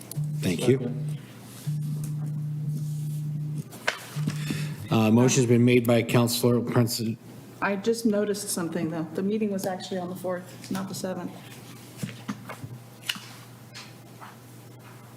Do you want to I amend? amend my motion to September 4th, 2024 City Council work session and minutes. And Mr. Maldonado, thank you.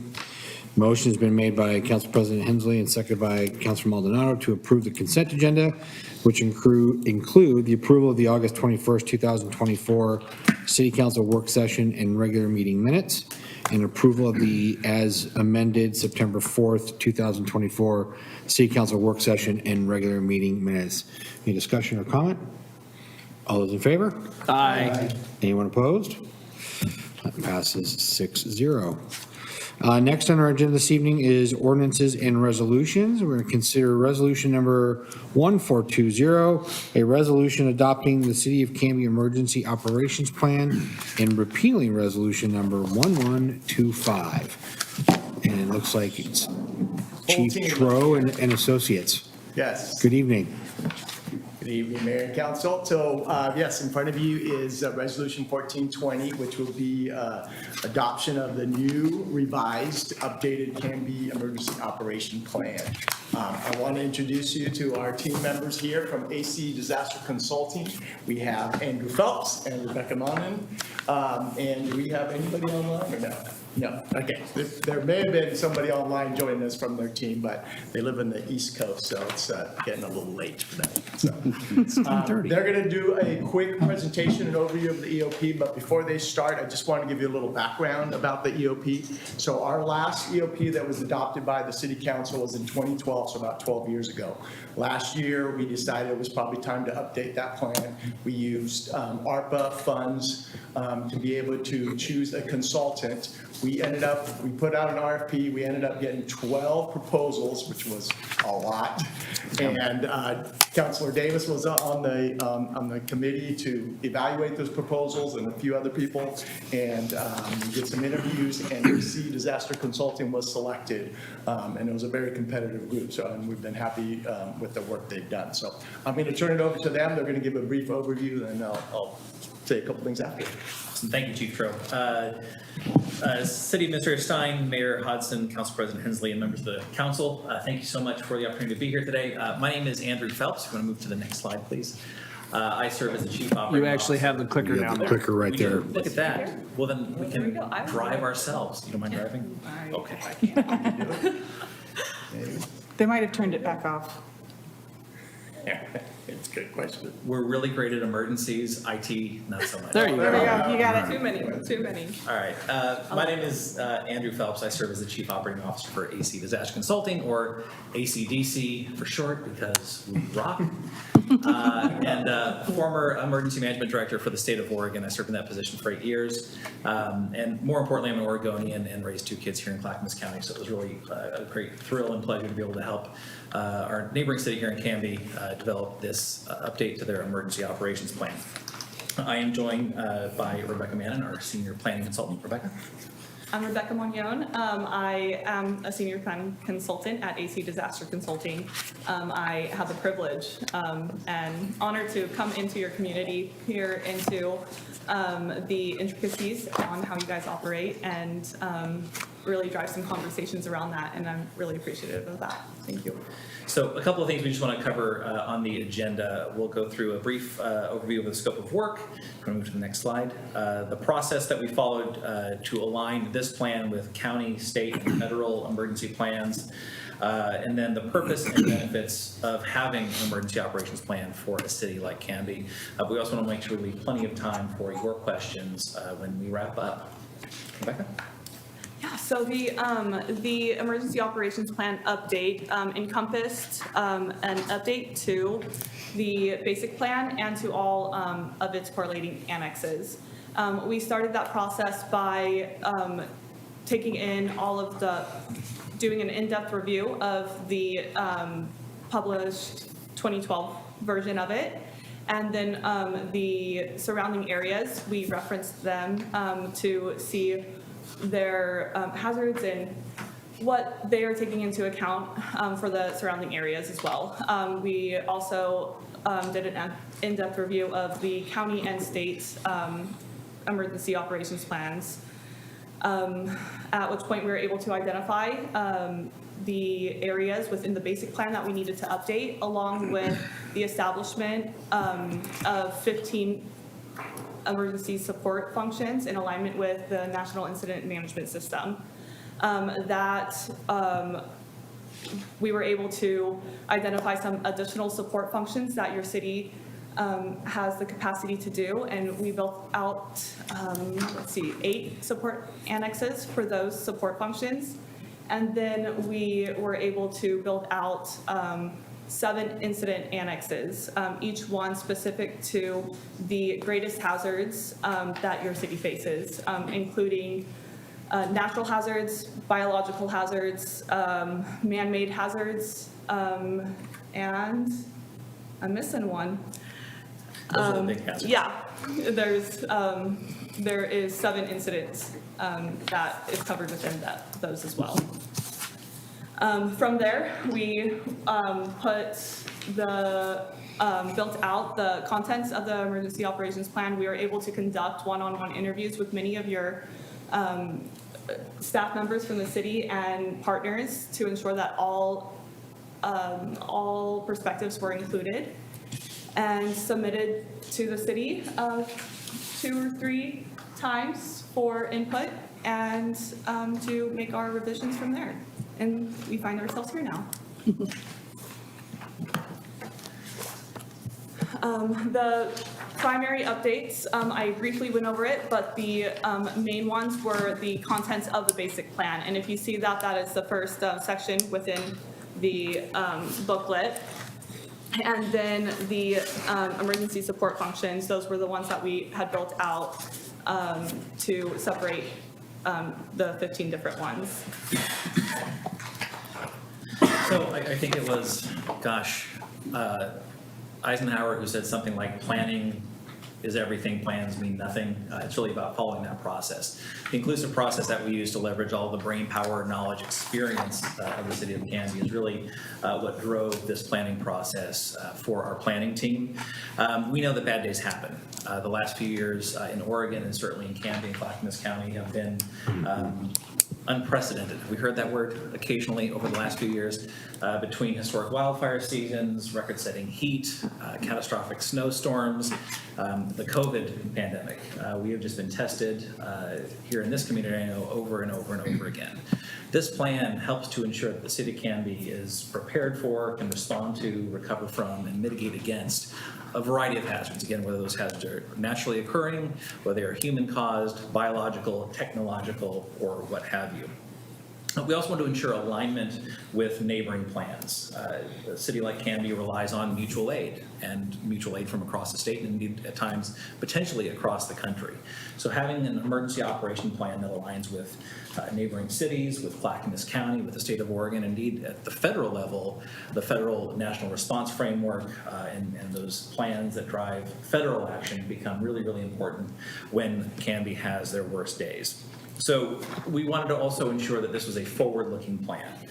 We believe as emergency managers in continuous improvement and taking those, I don't like calling them lessons learned because they seem to repeat themselves over and over again, but maybe learnable lessons and improve upon the existing plan in future iterations. So as the city of Canby experiences bad days, which unfortunately are inevitable, this plan is dynamic enough to allow to adapt to the emerging needs of the city of Canby and hopefully emerging resources that become available.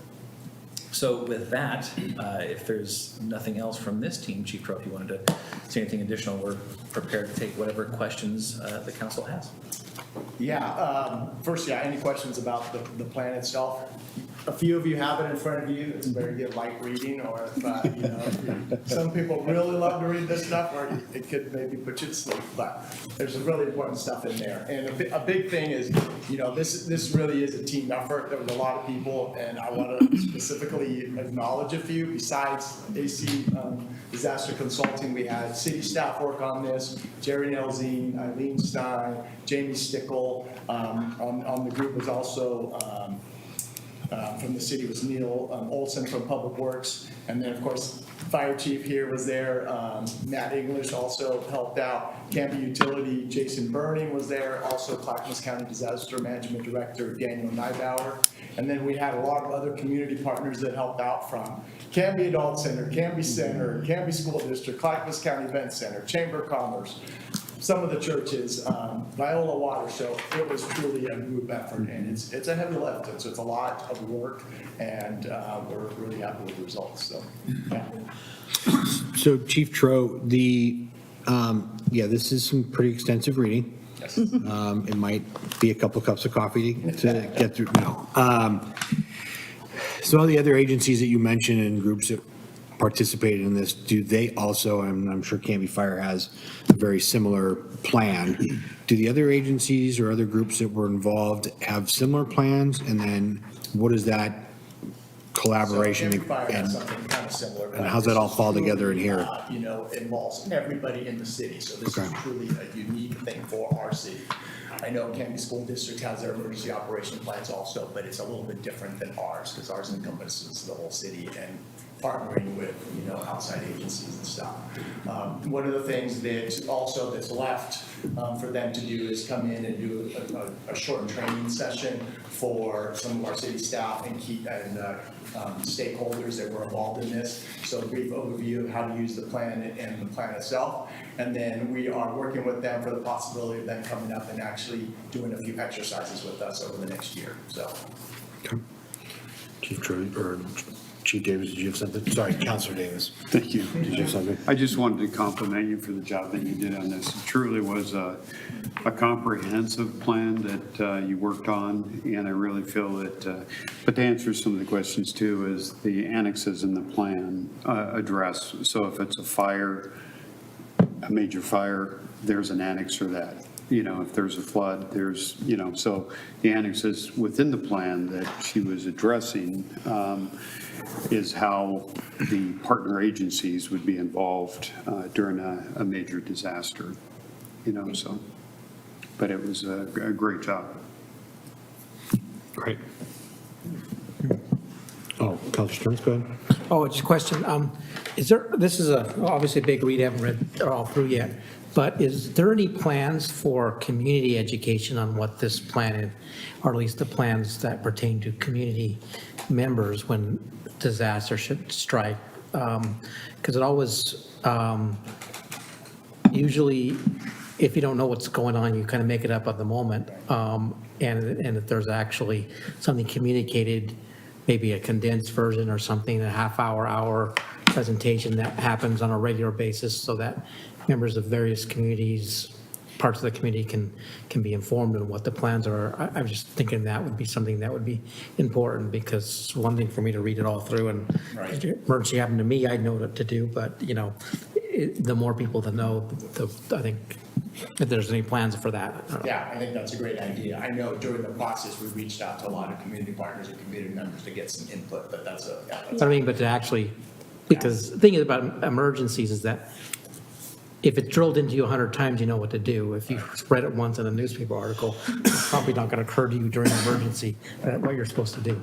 And with that said, the plan was written with a whole community approach with that. And so that really involves, that's why we really comprised all the key stakeholders within the area, not just the city, but within the surrounding areas as well, to ensure that it was in alignment with the city's needs. And that is where we go from here. Those are the exercises in the public education that we can hopefully help you guys with. If not, then that is something that you guys can really drive home to the citizens of your community as well. And the suggestions and the outline and provisions for those education pieces are outlined within the plan as well. Good question. Yes, Councilor Davis. For my fellow councilors and stuff, it's so important to understand your role within this emergency plan, and especially the mayor and a disaster declaration. So taking the time to review this and specifically into the role of the council and what our responsibilities are during the course of a disaster too. The operational side is basically with the city's Emergency Operations Center, but the actual policy making comes from this group, and that's why it's so important for you to read that portion of the plan. No, I appreciate that, because that was a question too, is kind of that, what is our responsibility? I know the big thing is communication tree, who goes through what and where, because we don't need 7 council members dialing up Chief Tro on things that are going on, or even the fire chief on those aspects as well. But what does that look like? We've had to have that conversation of emergency declarations, I think 3 times now, 4 times since I've been mayor. So it does mean that there's homework for us in here to do. So thank you for saying that. Councilor Patton? I agree with Councilor Stearns that we need to make sure to do as much as we can to engage the citizenry in the preparation for this, because it's all well and good for all the key for the fire and police and stuff to do their thing, but people do crazy stuff at crazy times, and it's best to have as many level-headed people in a crisis as possible. So whether there's an opportunity, I imagine that this entire document is going to be on our website, but if there's a way to make something very prevalent on the website, like if there's an emergency fire, a storm, blah, blah, blah, you click on this and then there's a distillation of these are the things that you need to be prepared for, or something along those lines. So that way, because most people, when something goes awry, they head to the internet. And so if there's a way that we can funnel them to the website and funnel them to that information to give them some peace of mind that we know what we're doing, I think that is great. To that point, Councilor Patton, I butchered a quote earlier from President Eisenhower. I'll butcher another one from the great American philosopher Michael Tyson, who said, everybody has a plan until they get punched in the face, right? Yeah. And that's like true train disasters and emergencies. That's pretty good. There are a lot of resources from my old agency, Oregon Department of Emergency Management, about being 2 weeks ready, and some very simple steps that community members can take to ensure that whether it's a snowstorm, a flood, Cascadia subduction zone earthquake, that they have some of the resources they need to take care of themselves and their families and make good decisions during an emergency. And that's really what a lot of this boils down to, is the decision-making process. The better prepared your citizens are, the less work the chiefs have to do to help them out during a bad day. Quite frankly, it's one thing to hear that message from an emergency manager, a fire chief, a police chief. It means so much more when it's coming from trusted, respected leaders in the community like council members. That reminds me, whenever I lived in Florida, every year, just before hurricane season, we would get pamphlets mailed out to everybody. Make sure you have this stocked up, make sure you have these types of boards for your windows and whatnot. So being prepared is definitely something you don't want to take lightly. Yes. And we get, once a month, I get a bill from Canby for my sewer. And so you could always throw in inserts in there and say, hey, as ways of communicating and giving simple steps to people, repeat it over and over again. So that way they would, just an idea that came to my mind. I mean, there's communication, at least with all the sewer payers of the city. For sure. Great. Any other comments or questions for this group? No, great work. Thank you. And I will hold the council to the expectation that they do find their pieces that we got to take care of. And George will work on a quiz or something for the council later on. Okay. We'll have a test. Yes. Great. Safety scorecard. Yes, there you go. Great. Thank you all very much. Appreciate it. Thanks for the work. Thanks, Chief. So I will take a further conversation or a motion for this. Yes. Hopefully I'm reading the right motion. I move to adopt Resolution 1420, resolution adopting the city's emergency, Canby Emergency Operations Plan, and repeal Resolution 1125. Second.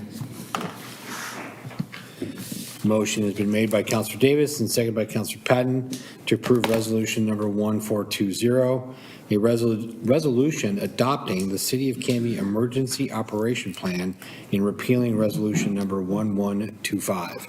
Any further discussion or questions? No? All those in favor? Aye. Anyone opposed? That carries 6-0. Thank you all very much. Next on our agenda this evening is the 2025-2026 League of Oregon City Legislative Priority Ballot piece. I think that what's in front of you, and I do have a slide to put up. Thank you. It's basically this, I think.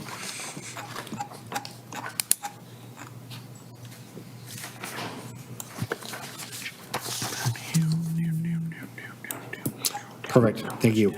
So every year, the League of Oregon Cities, prior to their conference, puts out a list of priorities that they're looking at, and then they have passed that down in years prior to the cities to take a look at and provide input on. And so Council President Hensley and I went through the list of the 23, and we whittled those down to the top 10 that you see on the right side there, that we think would be pertinent to the city of Canby and what we've got going on and what we need to be making sure that there's legislative measures on. And so, and then of that 10, we need the council to recommend the 5 that I can respond back to the League of Oregon Cities on and let them know that these are the 5 that we as a council feel and as a city feel are important to us. So the 23 are infrastructure funding, shelter and homelessness response, employment land readiness and availability, full funding and alignment of housing production, restoration of recreational immunity, behavioral health enhancements, continued addiction policy reform, building building decarbonization, efficiency, and modernization, investment in community resiliency and climate planning resources, address energy affordability challenge from rising utility costs, lodging tax flexibility, marijuana tax, alcohol tax, digital equity and inclusion, cybersecurity and privacy, resilient, future-proof broadband infrastructure and planning investments, artificial intelligence, AI, the 2025 transportation package, funding and expanding public and intercommunity transit, shift from gas tax to a road user fee, community safety and neighborhood livability, place-based planning, and then operator and training apprenticeships. So the document that we went through had a basic breakdown on all of those. And so Council President Hensley and I are prepared to answer any questions as to what might be referenced in our top 10, which was infrastructure funding. I think pretty self-explanatory, having the state fund, water, power, sewer, streets. We have a large water plant project that we're looking at here coming up very quickly. So having funding for that. Shelter and homelessness response. That was, again, just kind of an all-encompassing looking at housing, and then what are the communities and what does the state look like in terms of their response to the housing, which, we talked about this evening even briefly. What does that look like? Restoration of recreational immunity, that piece came about. So the city of Newport was recently, last couple of years, was sued because somebody fell, hurt themselves pretty badly, sued the city because they were walking on a trail that was not maintained properly by the city. City claimed recreational immunity. The person didn't see it that way, and so there's been a kind of a moratorium right now on that until, I think, July 2025. So how does that impact us? And Council President Hensley and I were talking about, how detailed does it get? So, Legacy Park, if someone's walking across the bridge over the lovely vegetation, trips on a board, breaks their arm, are we held liable for that? Because they were going to the playground, they weren't actually recreating. Yeah. So, and when we met at the Oregon Mayor's Association, the president of LOC, who is an attorney as well, said that that's probably one of the bigger things facing the cities coming back around, and could be very costly from an insurance and litigation standpoint. The 2025 transportation package, I think that's pretty self-explanatory in terms of all the projects that need to be funded from transportation and what is that going to look like. Lodging tax flexibility, we chose this one as well because a lot of the coastal cities take in more money than they know how to use for their tourism. So they can't use any of that tax dollars for anything other than marketing and trying to attract more tourism. But when they're sitting on funds that they're so restricted, they can't use them for, if it's road improvements or additional police for safety or whatnot. And so it's trying to look at the language in terms of what does that look like for that. Shift from gas tax to road user fee, that's been a heavy topic even in Clackamas County. So the Clackamas County Coordinating Committee, the Region 1 Area Commission on Transportation has been battling this aspect of, is the gas tax keeping up? If it's not, which it is not, what is the alternative to that? Same thing with tolling. Is the road user fee a better method than the tolling? Alcohol tax, remember that one? That was right here. That was the LOC will advocate for increased revenue from alcohol taxes. It includes support for any recommendation by the House Bill 3610 Task Force on Alcohol Pricing to increase the beer and wine tax that maintains 34% shared distribution to cities. Thank you. Then the marijuana tax came down to there's not enough. And so they want to increase the tax that's being charged on it because of the saturation of the number of dispensaries. This is not necessarily something that impacts Canby because we don't have one, but on a state level, they want to increase the tax and then increase what does go down to the cities. So that's something that's being looked at. Cybersecurity and privacy, again, just making sure that the cities are making sure that anything coming down from the state regarding cybersecurity is not an unfunded mandate, but that it is something that the funding is there for cities to start to look at and better protect themselves from cyber attacks.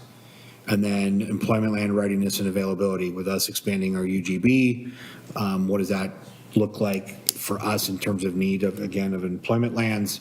What does that mix? And then what's that availability look like around the state and in the city of Canby? So those are the 10 of the 23 that Council President Hensley and I narrowed it down to.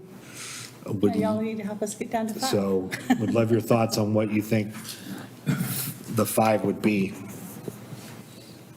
Of the 10? Yes, sir. Okay. I mean, unless there's one of the 23 that you think we missed that you want us to have conversation about. Well, I appreciate your guys' work on this, number one. I mean, to take it this far is very helpful for us. And the only one that out of the 23 that goes along with kind of the homelessness response is the behavioral health, or the behavioral health enhancements, I think is still an important one to go along with that, because a lot of it is behavioral that we have lack of resources for at this point. But to take this down to your top 5, I'll have to give that some more thought. But I would like to see the behavioral in there as well, because we see that on a daily basis with lack of help for those people. Okay. The description here from the recommendation from the LLC says the LLC will introduce and support legislation to expand access to behavioral health treatment beds and allow courts greater ability to direct persons unable to care for themselves into treatment through the civil commitment process. Okay. Yeah. Nope, we can definitely add that to. I'm not married to any of these. Do you guys have a recommendation on the top 5, since you put so much work into this? We did. It was a very lengthy conversation, whittling it down to the 10, and then the 5. For me, the infrastructure funding piece is a big one. The 2025 transportation package is a big concern, and what that's going to look like. I'm concerned about the recreational immunity. The number 6, the shift from gas tax to road user fee. And it's interesting because I think 2 with shelter and homelessness response, I think there's a little bit of a connection between that and the behavioral health piece, because that's a lot. Yeah. There's a connection there, but those were mine. And then 10. So yeah, I had about 6 that like really stood out to me, but. I have a same, well, now that we add the behavioral health piece, which Councilor Davis makes a very good point, that does go hand in hand with number 2. So I would be fine with adding that to our list. Infrastructure funding, huge. I'm actually okay, and hear me out, Mr. Mayor, I'm okay with leaving 2025 transportation package off of our list, because I already know this is gonna be a high priority, no matter what we say. And it's gonna be talked, we've been talking about this at C4 since the retreat, Caucus County Coordinating Committee, and the shift from gas tax to road user fee goes hand in hand for me with the 25 package. So I'm okay with leaving those 2 off of our 5, just because I know that innately that's gonna already inherently be a priority. We don't need to weigh in on that. The employment lands, and then I'm waffling between the cybersecurity and the restoration of recreational immunity. But the homelessness and behavioral piece, infrastructure, and employment lands are 4 of my 5. That's pretty much what I had as well. But I would definitely include the employment land readiness and availability. Can I ask a question? Yes.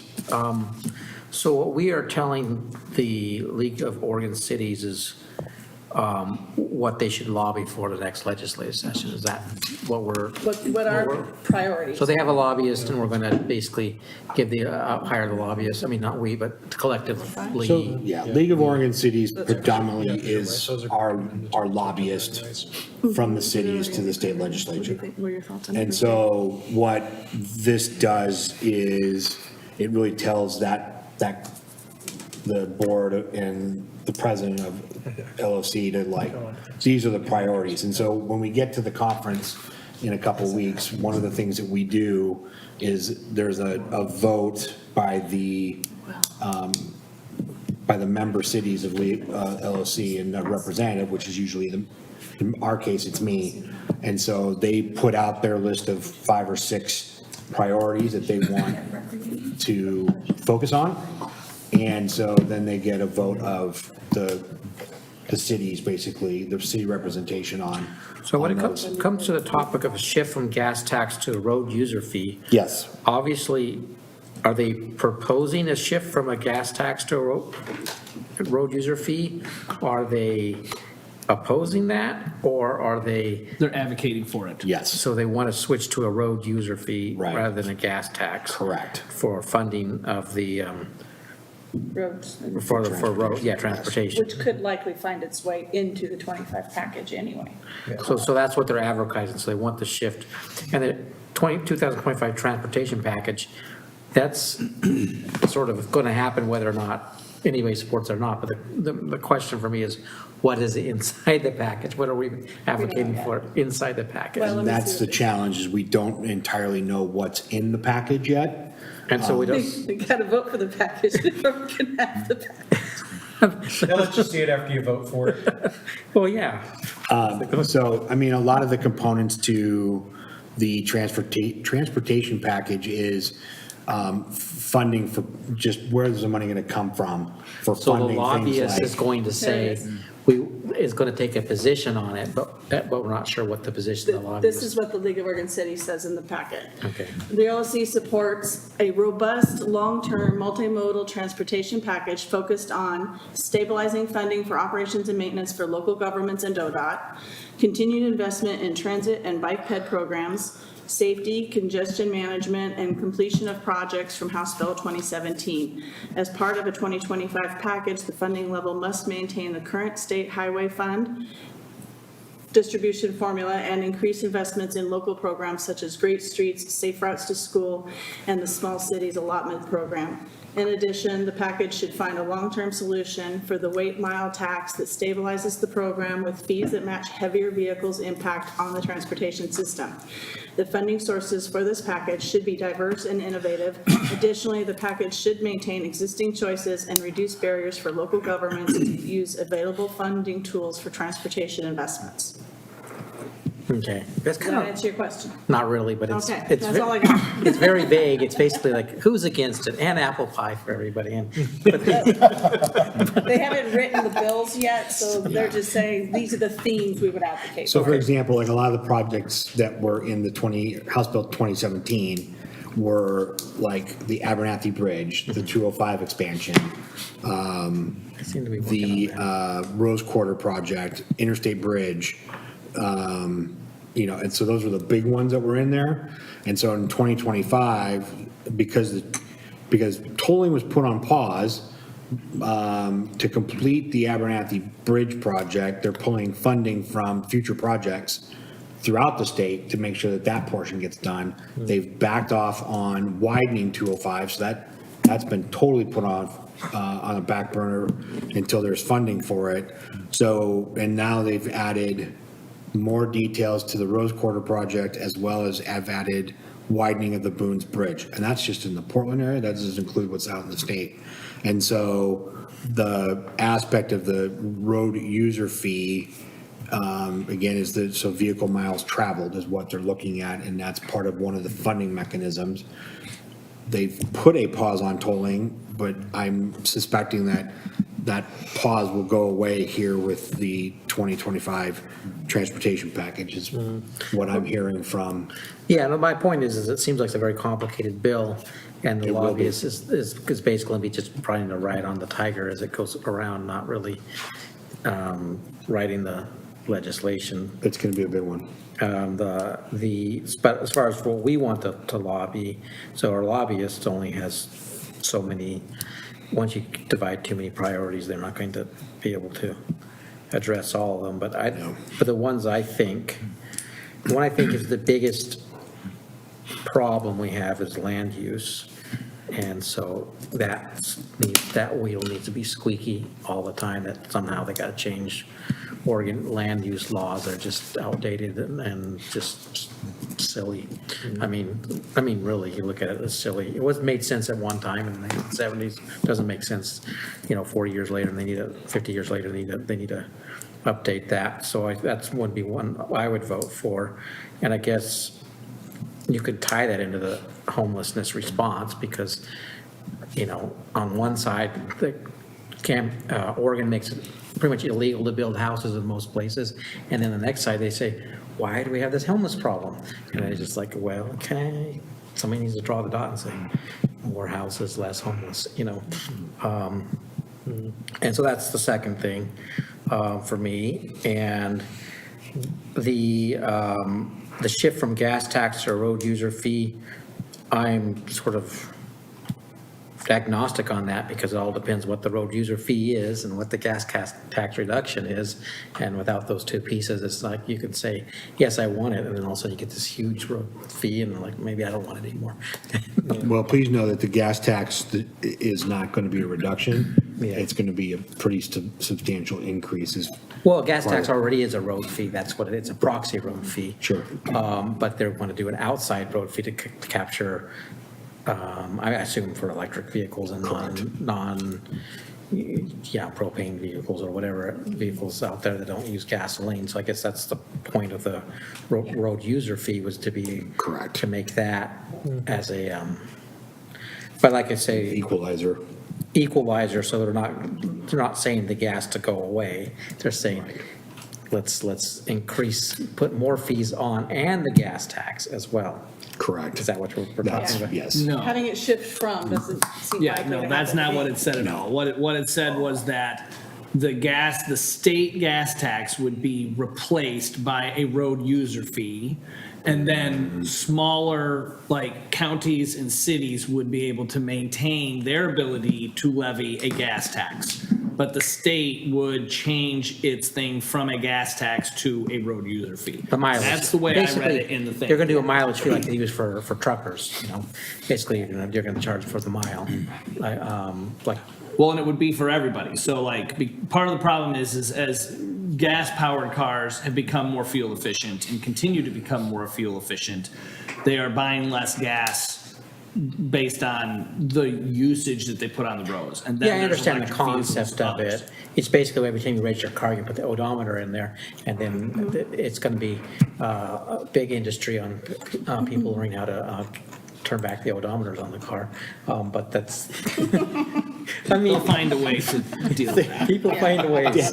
Daniel thinking like, see, that's an interesting point because I have heard differently that in the transportation package that funding wise that the gas tax will stay at its current level, but then they're going to add the vehicle mileage usage fee on top of that. So that's. Well, who knows what they will do, but the Sure. problem is once the bill goes in, I did some lobbying a few years ago, but it's the worst thing in the world because everybody has their own little ideas that don't think through and they throw it in the bill just for fun and see what happens afterwards. But anyway. Okay. I digress, but but I think for me, the top would be the employment, land, readiness, availability, which ties in with the homeless, which can be what I don't want for homeless response is basically pay more money for homeless people to come here, which is currently, right now, we're, as I explained to everybody in taking economics class, if you want some more of something, you subsidize it. That's what the purpose of giving subsidized electric vehicles, because we want more of them. That's why we subsidize, it's because we want more of it. And the idea of subsidizing homeless and getting less of it just goes against everything you learn in Economics 101. It just doesn't work that way.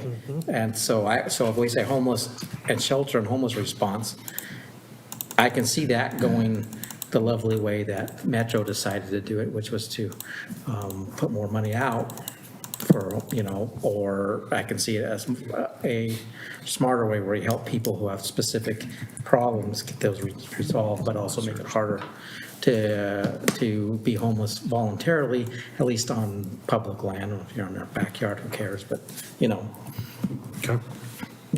so basically what I'm saying is the devil's always in the details. For sure. Counselor Patton? So are you like doing a tally on your sheet? Yeah. You Or will, do okay. So I guess for me, what I will say is, a lot of mine line up with Brian, or Mr. Mayor's. One, infrastructure funding. Two, and these are in no particular order, just by the list, restoration of the recreational immunity, shift from gas tax to road use fee, and employment land readiness and availability. 2, 3, 4. That's 4. And then Did you agree with the behavior portion of it? I'm ambivalent to all the rest. I like the behavioral thing. I think it ties in with the homeless response. I'm not concerned about the alcohol tax. We don't have a dispensary here in Canby, so screw the marijuana tax. The transportation package will be what it will be. So homelessness, behavioral health, cybersecurity, I could go either way on those. Okay. Counselor Sassy, you have some thoughts? I do. I wrote them down. So I had 1, 2, 3, 4, and 10. And then I had, my 6 was, because I hear it every day from my customers, rising utility costs. Okay. Because they say, what the heck happened to our water bills? Which in turn makes me look bad if they want to shut it off, so. But I can go either way.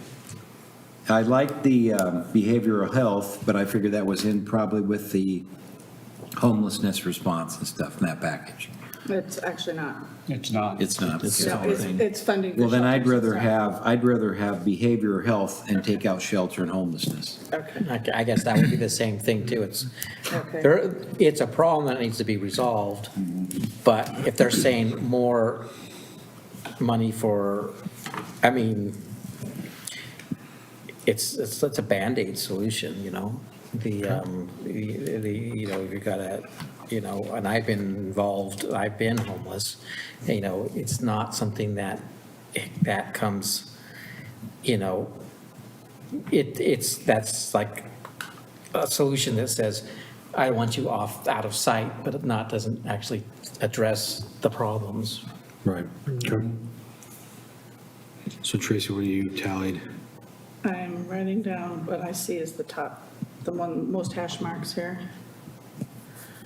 And we kind of have, the 4 most so far: infrastructure funding, behavioral health enhancements, restoration of recreational immunity, employment land readiness, and then we have onesies.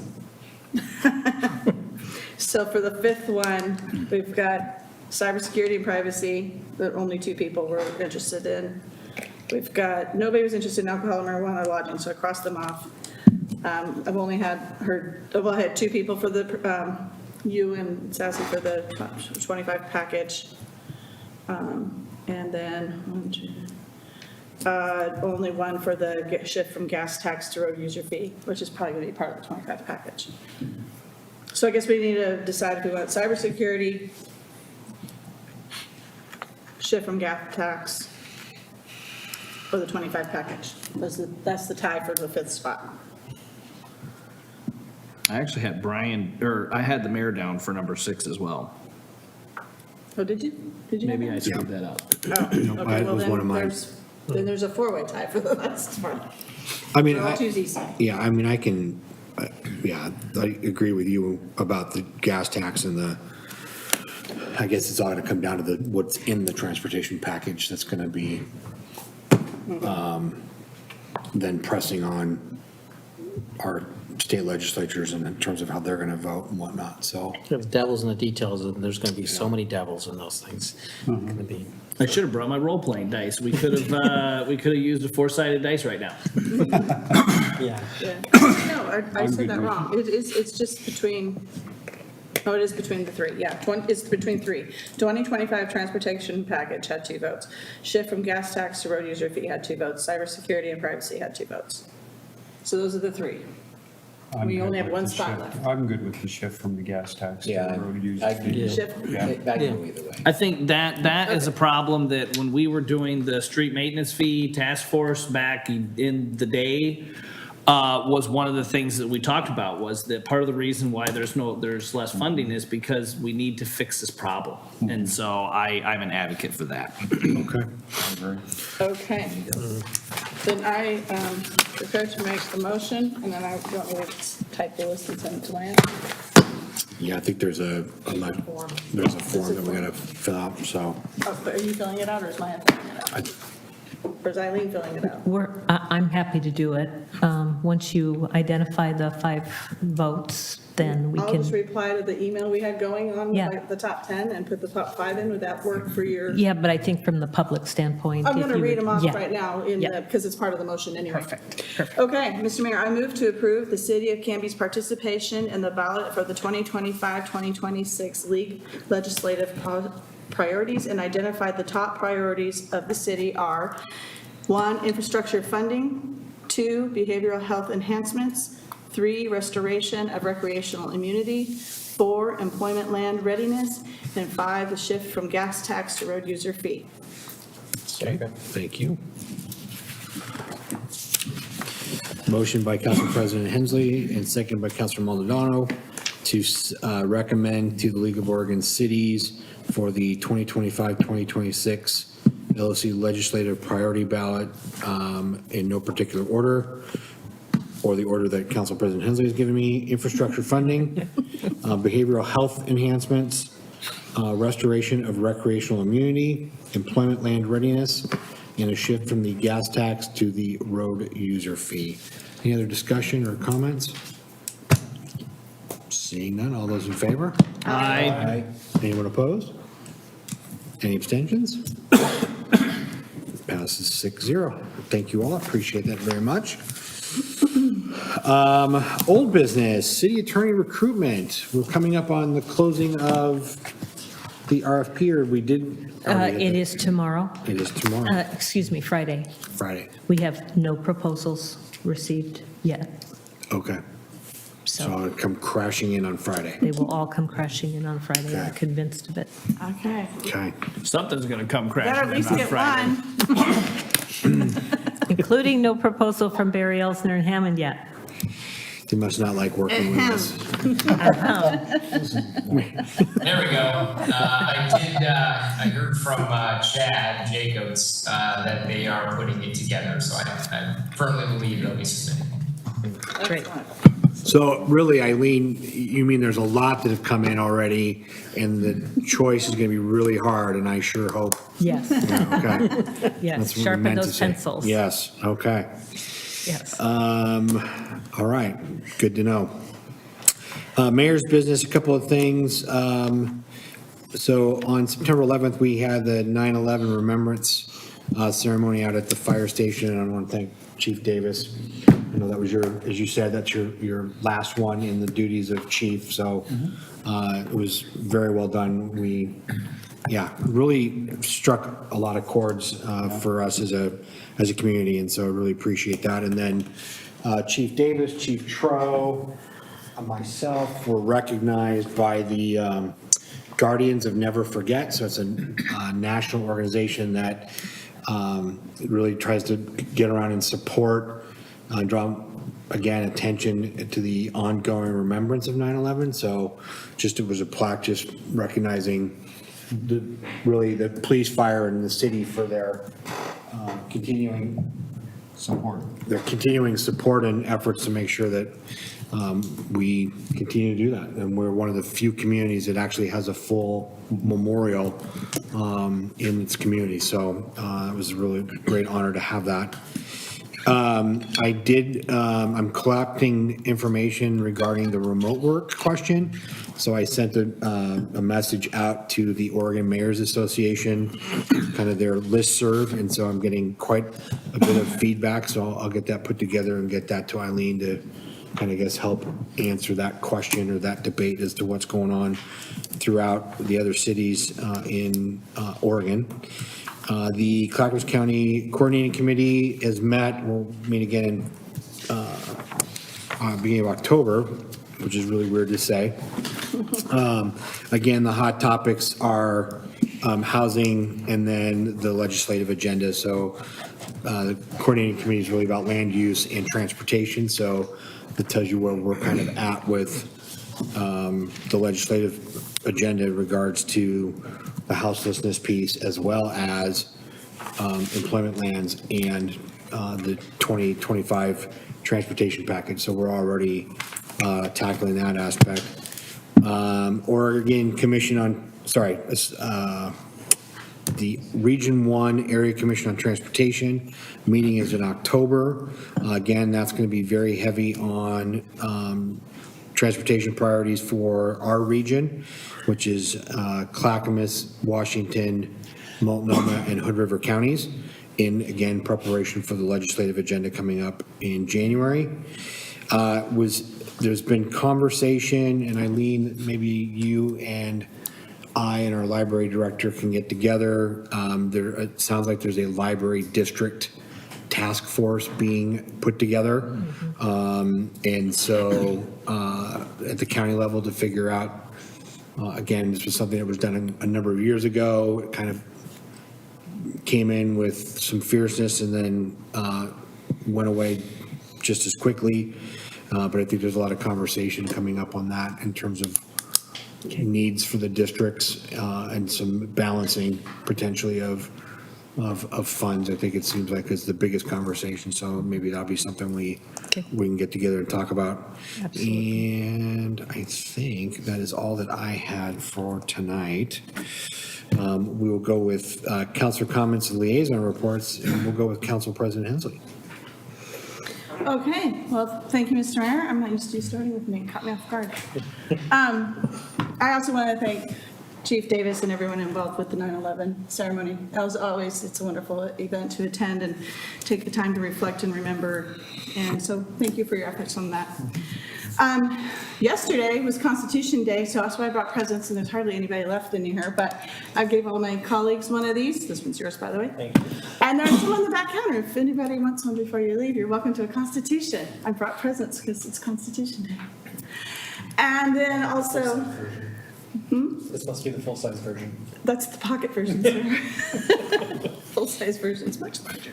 Anyway, and also on a more somber note is September, so it's Suicide Prevention Awareness Month, and I brought another gift, I suppose, if anybody is interested in these magnets. They're on the back counter, but the most important message is you're not alone, we're here for you, and if you need anything, any date.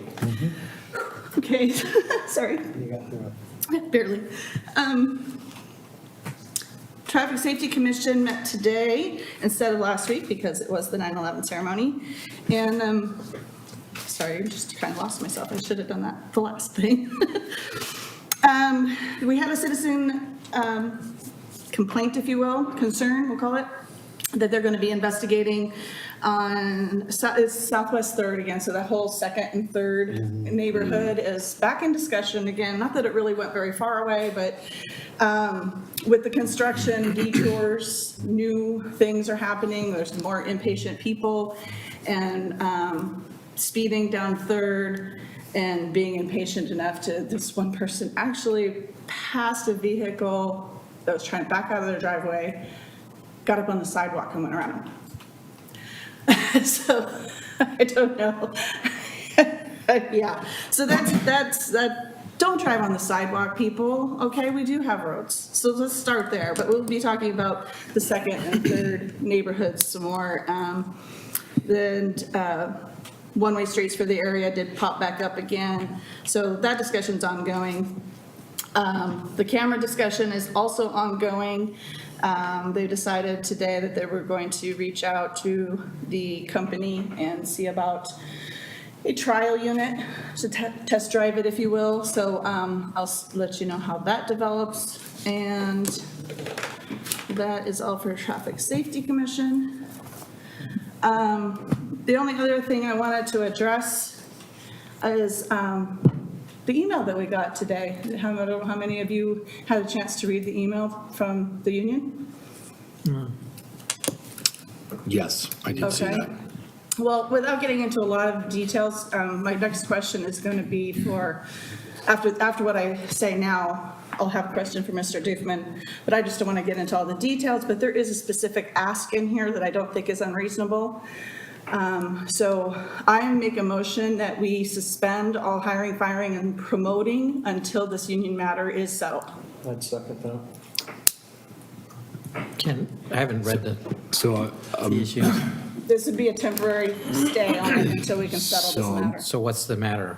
Hold on. I don't, yeah, how do you want to, your discussion? Thank you. Point, yeah. So a motion has been made and seconded to ask for staff to put a hiatus on the hiring process until the union situation has been resolved. So there's a first and a second. I'll let him, and then I have something to say too in the discussion portion. The union does not negotiate with the city council. The union negotiates with our attorney and our city administrator. There is a process for employees to follow if there are problems going on within city management. It is very clear, and I have this in my notes, I did reply back to this individual to let them know that I did receive their information and that it is very clear in the city charter what our role as a city councilor is when it comes to city staff. If this was something to do with a budgetary matter where we all of a sudden have found ourselves in a budgetary crisis, I could see where the city would recommend something like this. I am vehemently against the city council voting to direct Eileen to do anything like this. And I will go so far as to say this, and this might get me in hot water, but this employees coming to city council to try and get things done because they are not getting their way through a particular process is starting to become a common occurrence. And I feel that the reason it is because there are folks on this council who have taught city staff that if they don't get what they're wanting one direction, they can usurp the process. And I will not participate in it. Full stop. Okay, thank you, sir. Councilor Stearns, and then I'll come back to Council President. As a matter of, I think, policy, I don't think that I could vote for it without a discussion about the contents of the letter. And for some reason, I can't seem to pull it up on my phone right now. And I don't think it'd be appropriate, at least without a discussion of the contents, to make any kind of vote on anything, because at this moment, this must have come in while It came in at 3:30 while I was yeah. busy doing Right. something else. Because I remember looking at it earlier at noon, my emails wasn't there. And so if I might propose that whatever motion we have be at least tabled unless we can discuss the contents, because without that, I don't want to say a yes or a no or have any contents to do it. I think it'd be irresponsible. And I don't know if we can, if it's a personnel matter, we have to go to executive session, but I don't think an official vote on anything can be made without at least some sort of, I can't vote for it without knowing what's in the contents of the letter and discussing it. Gotcha. So there's, I'll speak to the last paragraph. This last paragraph was very concerning. We are right back where we were 2 years ago. That's why they're coming to the city council, because they feel they have nobody else to talk to, no one's listening. And so in any other organization, if you don't get somewhere with your supervisor, you go to your supervisor's supervisor. So this is what they're doing, and they're doing it in an organized manner rather than going to one or two or whatever of us like last time. And I feel like they're checking all the boxes, doing it the right way, and so we should do the same. And I'm not saying we're never going to hire anybody or fire anybody or promote anybody again. I'm saying let's just put a pause. And then my next question to David Doofman would be, what are our next steps? Do we have a council work session, an executive session to discuss this more in detail? But that's rather irrelevant until the vote on this measure. So, a couple things. One, I may have gotten the email. I have not read it. I don't know what the contents are. And I really can't give you legal advice if I really don't know what the details are. And I do tend to agree with Jason in terms of, matters of hiring, firing, employee management is within the realm of the city administrator. That doesn't mean that it's impossible for the council to do something like this. It's just that there are a lot of questions that I would have before I could really give you an answer. So I can't tell you how to vote on this. I mean, there's a motion in a second. Obviously, that demands a discussion you're having now and ultimately a vote. My recommendation would be not to vote on it until, if you want some legal advice from the city, we need to have a much better understanding of what the issues are. Thanks, David. I appreciate that. Councilor Patton, and then I've got a comment. I'm going to push back on we don't know if these employees have followed the protocol. They have sent us a letter. We've heard nothing from Eileen. We've heard nothing from our HR director. He's not even here, okay? So I, as a city councilor, will not say that we have a command of all of the information when it comes to what the staff has done as far as following a process. And I'm sorry if I'm a little wound up on this, but within a couple of weeks of being appointed to this council, I got dragged into a flame session that reeks of this very same thing. And so pardon me if I am a little cagey about when these sort of things come up. And Mr. Doofman, I just forwarded you the email because I noticed you weren't included on the original. Staff was, but you were not, so I forwarded it to you. Okay, I can take a look at it. I don't have the ability to do that, Oh, I understand. in real time, but I can certainly do that tomorrow. I wasn't intending for you to read it this moment. I just wanted you to have it in your possession so you could look at it at your earliest convenience. Okay, thank you. So my 2 cents on this matter is, one, I think having an email come in for us to take action as a council on the night of a council meeting at 3:30 in the afternoon, I have never, for me in 12 years, much like Councilor Stearns, after 12 o'clock, I'm not looking at my email. I'm preparing for the council meeting, or I'm trying to finish up my workday so that I can make it to the meeting. So anything that comes in after that becomes a conversation or something for me to look at and digest after the fact. To each their own, I get it, but at 3:30 in the afternoon on the day of a council meeting, I think is a little bit, we'll just say it's crappy. Secondly, I did send an email to Eileen just to get background on this and make her aware, which she was aware of it already. Okay, and so we've not given our city administrator any time to consult the letter, figure out what's going on, and to consult with the city attorney before we're here wanting to throw napalm on this fire. I don't think that we should be making any kind of a motion. Again, staff operations are on the city manager, they're not on us.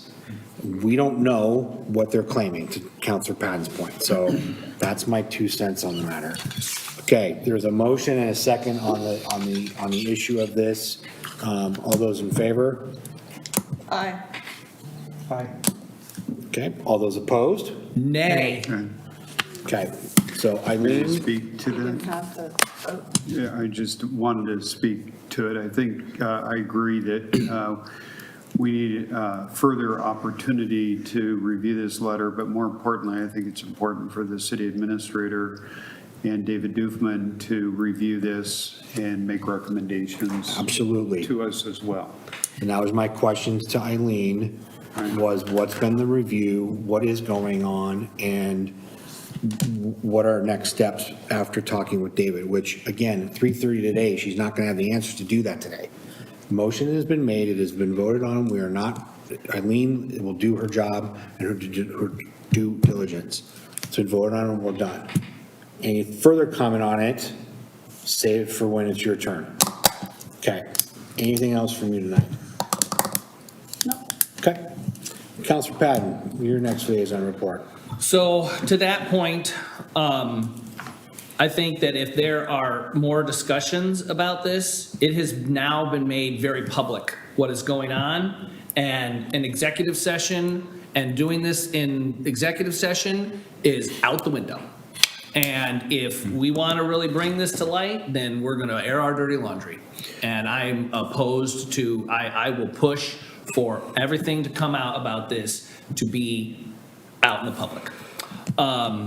To that point, I attended a very nice function with the folks at Dragonberry who, and unfortunately, I cannot remember the acronym for the group that does work with students in Vietnam. And so it was a very great meeting. I actually ran into the mayor when we were dropping off our candidate statements at the elections office, and I was like, I'm planning to do this, what should I wear? And he's like, oh, you better dress up because they are fancy. And in the end, most people were in their golf outfits. So I was highly overdressed for the occasion, which was all right. But big kudos to the Kiwanis thrift store. I rolled in there 2 minutes before closing and was able to find a suit coat that actually fit me and looked really good. So, and it was only $4.99. It was like a screaming deal because it was 50% off clothing on Monday. So that was great. I do want to just talk real quickly. I've had people ask me at times, I've never participated in a 9/11 ceremony here in Canby or anywhere else. And I've had people question me about that. And I will just share with the public that, I actually lived in the state of New York. And on 9/11, I became aware of what was going on because I was coming back from an early morning class. And I watched the second plane fly into the building live on TV. And my roommate had his brother that went to school near the ground zero. And I had a very close friend at the time who had family that worked in the buildings. And the college recruited very heavily from the city. And so it is a very weird thing for me, 9/11. And I just choose to recognize that by myself at home. So that's that. The second thing is, this is some more administrative stuff. I mentioned about the replying to the email to the Ask Me rep. But then also this pertains to the work session about the adult center. I just want to make sure that my bases are covered here. So there was an email that was sent out with information pertaining to the adult center conversation. The chain started on September 12th and completed on September 13th. I have been neglectful of my city email, and so I just read this morning, so I just want to make it clear to everybody that this information was replied back and forth with a few different counselors. The whole council was involved on it, and in an effort to make sure that bases are covered, I felt that it was very close to a public meeting that was not noticed. So I'm letting people know of my participation in that, and in an effort to try and cover my base as far as Oregon meeting law and ethics violations. And then I would just hope that in the future, when we have our next conversation about the adult center, that email be entered into the minutes, so that way all of our bases are covered as far as that being out in the public eye. And so that's it for me. All right. Councilor Maldonado. I do not have anything to report. However, I do want to touch on the 9/11 ceremony. That was my first one. And I will say, that was my first one in the city of Canby. About top two I've ever been to. The presentations were phenomenal. The people around were phenomenal. Same as Councilor Patton, I don't really It's obviously not a day of celebration, but it is a day of remembrance, and I don't think respect could have been paid any better. So thank you for that. Councilor Davis. Thank you. And I too would like to thank the mayor and all of the guests who spoke that day at 9/11, including Canby Police Department and Chief Troll and Lieutenant Kitzmiller, who did an excellent job as well. And remembering too that we do remember all the people that perished that day. But more specifically, the police officers, the medical personnel, and the firefighters that lost their life. But more, something to think about too is even Frank Gaddy, who was on the pile that day, that spoke at our ceremony in talking about that. What people don't know is that there's been over 740 firefighters that have died that actually were on the rescue of the attempted rescue of the people that were dying that day too, just from the effects of breathing in that air that day and heart and lung. And so I just wanted to thank everybody who participated. Thank you to the other councilors and to the mayor. The mayor gave an excellent presentation. Thanks. And he owes ice cream at the fire station. Because he was Write this down right here, the ice cream. Yeah, he was on TV. It's a fire department thing. But I can't thank people enough for their participation in that. We had an excellent Park and Rec Committee meeting, and I want to thank the citizens that continue to participate. We continue to get involvement at the Park and Rec, and I encourage other councilors perhaps, let us know so we don't have a quorum, obviously, but if you want to come and listen, we've been getting some really good feedback from the citizens. More specifically, we had Bruce Parker representing Bike and Ped.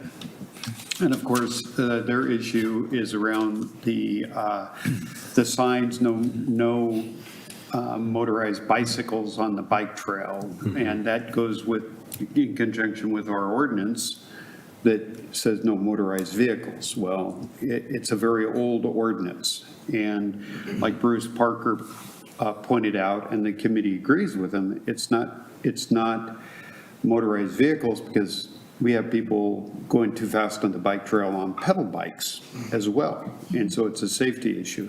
So it's more of a speed issue. And, and it's not practical to think that the police department can be out there writing tickets on the bike trail. It's up to individuals to use the common sense in regards to safety on the bike trail. For pedestrians that are walking. And for the most part, I think people try to do that. And we have signs up for that. So the bottom line is we encourage the Bike and Ped Committee. Jerry Nelzine gave them a copy of the ordinance and asked them to go back and make recommendations to the ordinance to bring back to the Park and Rec. And eventually, of course, any ordinance has to come back to the City Council. And so I'll keep you posted on how we're doing on that. But everybody left very positive in regards to that discussion that we had in regards to, I'm just asking people to please just slow down a little bit. Obviously we don't want to discourage the use of electric bicycles because many people their injuries prevent them from using a pedal bike. And that's a good source of exercise for people to get out and use it. So we have to find a good way to do a better job in educating people on safety on the bike trail. And we don't want them getting hurt too. So Legacy Park, we're still working on getting the certifications that need to be done for the contractor to be able to install the equipment. It's a city requirement in regards to that certification that they have to actually install the equipment. Maple Street Park is moving right along. The scoreboards are up. No power yet, but soon. But the good news is the softball team, the Rebels, will be doing a tournament there this weekend. So it's already going to be used. And they are thrilled with the progress of the fields and the lights and the scoreboards and everything. Auburn Farms, we had a lengthy discussion on Auburn Farms up off of Territorial and Locust. And just the fact that we budgeted 1.5 million in the budget, and it came back at 3.2 million. So we're a little bit, well, we are over budget. And of course, inflation that hits everybody. So there was a motion made to just continue with the original project as designed, but not start until July of 2025, which will allow time to go through the budget process and look at how do we make up that difference so that we can do the project right. But with that said, is putting up a sign on the property and educating the citizens that we haven't forgot you, that we are going to be doing that project, but we want to do the project right. You know, and so that will come in front of the city council as well. And Jerry Nelzine was very happy with that motion in regards to moving that instead of just piecemealing it, putting in a parking lot and they're going, is this all we get? You know, and going to a single stall bathroom instead of a, you know, 2-stall bathroom on the facility and stuff like that, because then we have to remove it and replace it, and costs are just going to keep going up. So that went very well. So, end of my report. Okay, thank you. Councilor Stearns. Oh, yeah, we talked, I went to the bike and pedestrian meeting, and we did talk about the bikes on the trail issue, and they thought it was a speed issue and prefer that they didn't ban electric bikes. So I just wanted to bring that up. But I think that'll go through the process for Bruce, through the Parks and Rec Committee. I also spent some time with Bridging Cultures. I was there, talked a lot with him on the first Thursday. One of the things some of the people expressed desire there that more city council members go to the events. I helped them set up on their last Saturday event, and I was with the city booth with the transport and with Don. And I figured I'd just hang out with them there and then talk to people, and I went around and talked to people.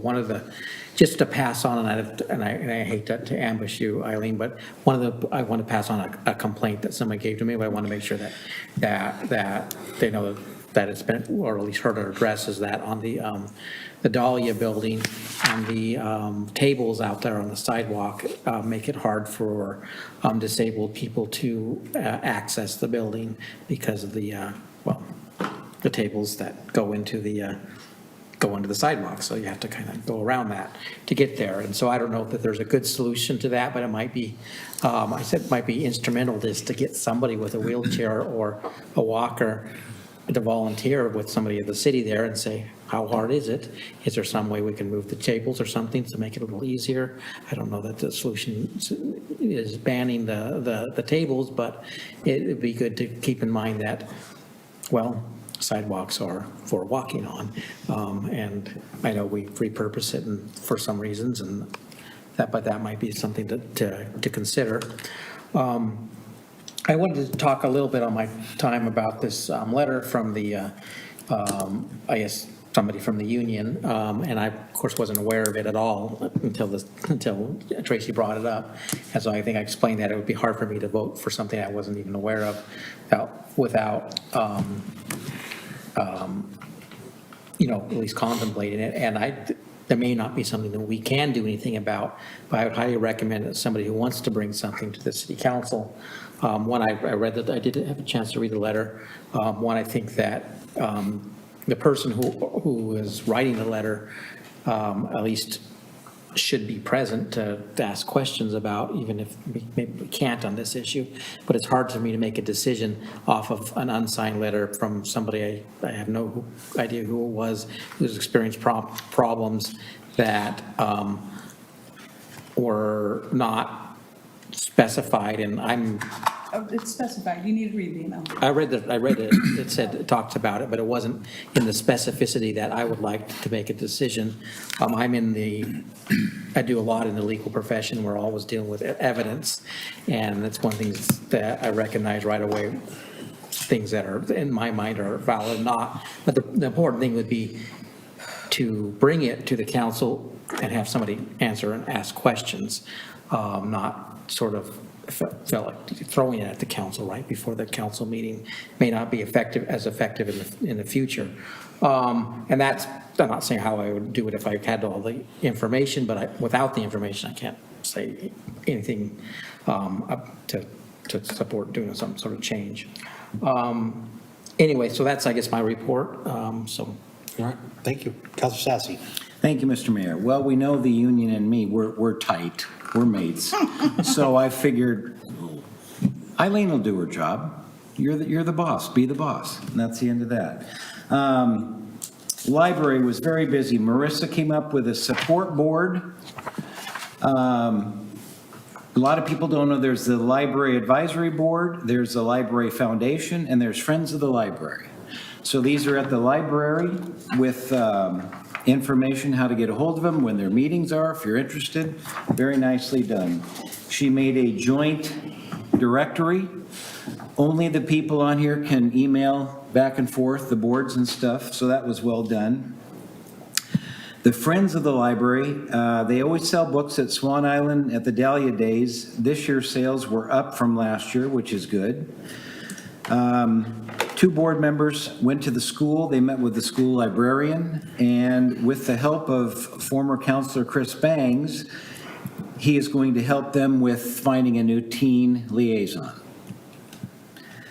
There's also, you've heard about the teen mural that's going to go up on one of the walls in the library. That is being printed as we speak, and that is soon to be up. The strategic plan pamphlet that we will see in October, they are almost finalized with that, and they will bring that to council. And then they are working on times for teen interviews, hopefully next week. And that's it. That's all I have. Great. I'm going to throw one other thing, and I left off my report. Next month, for the month of October, our meeting schedule, just as a reminder for all of you, we will be meeting the 2nd as normal. The 9th is a work session, and that will be a joint work session with the Park and Rec Board. The 16th, which is our normal meeting time, will not be happening. That is the League of Oregon Cities Conference, and a number of us will be attending that. So our meeting is being pushed from the 16th to the 23rd. Will be our, School conferences that night. so mark your calendars, We'll be here. live it, breathe it. City council or fire board. Fire board, what's more important? 23rd. All right, whatever. Okay. Could I have one go back? You want one go back? Just one. That means it's a smaller bin of ice cream. Yeah, okay. Negotiating the ice cream Yeah, now. I had the opportunity to help at the Dahlia Run this last weekend. Yes. And it was a 100% success. Wonderful. The chamber made $14,000 on it. Wow.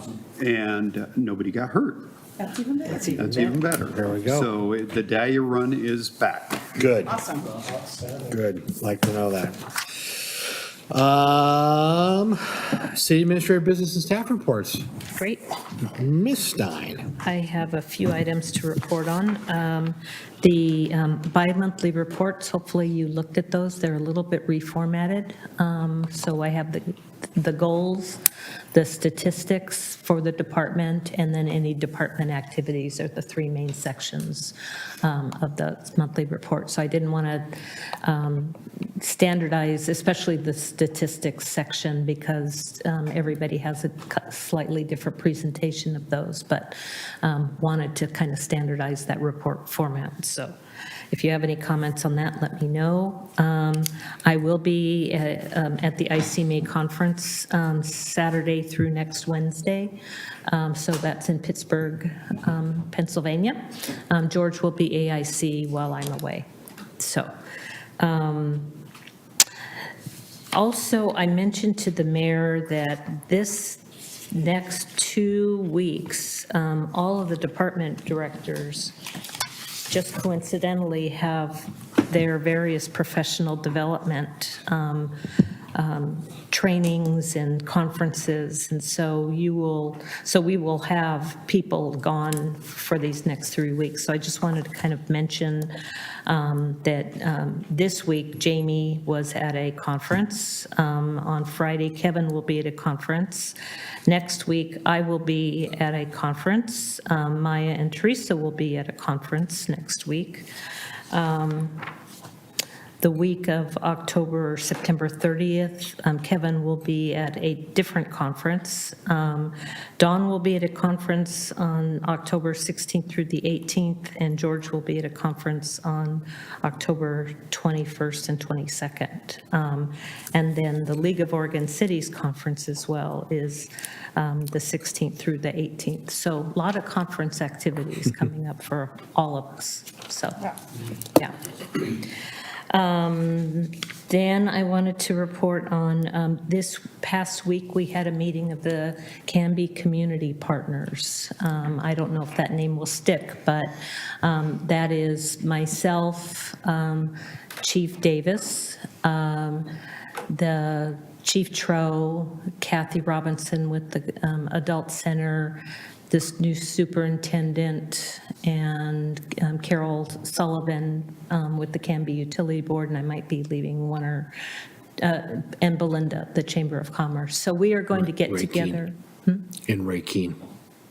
Ray Keene from, And Ray Keene from the Canby Center. I knew I was leaving somebody out, yeah.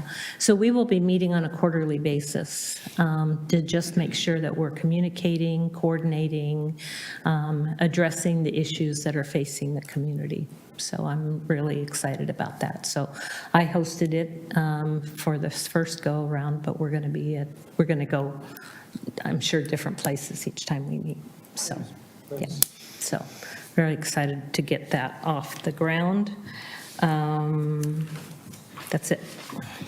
I will say that on our meeting the other day, Eileen did tell me about the, what did you call it? The Canby Community Community Partners. I asked her what the conversations were, and she wouldn't share them with me, so What about you? I'll just have to find my own Canby Community Partners then. No, I'm glad that's being done. Thank you for doing that. I appreciate it. Well, I wanted the scoop. What's going on, you know? So, We don't know the scoop yet. We just met each other. Yeah. more ice cream comments. That's good. All right, second opportunity for citizen input. Anything? Nope. All right, no from the one citizen. Monica, you live in Canby? Close, and that's like Oregon City. Nah, that doesn't count. That's Oregon City. Action review. You approve the consent agenda as well as Resolution 1420, and you approved the City of Canby's participation ballot with identifying the top 5 priorities, and you did not approve the motion for a temporary hiatus of hiring, firing, and promoting employees. Okay, thank you. Last item on the agenda is a motion to adjourn. So moved. Is there a second? Moved and seconded. All those in favor? Aye. Anyone opposed? All right, we are out. Canby, have a great evening.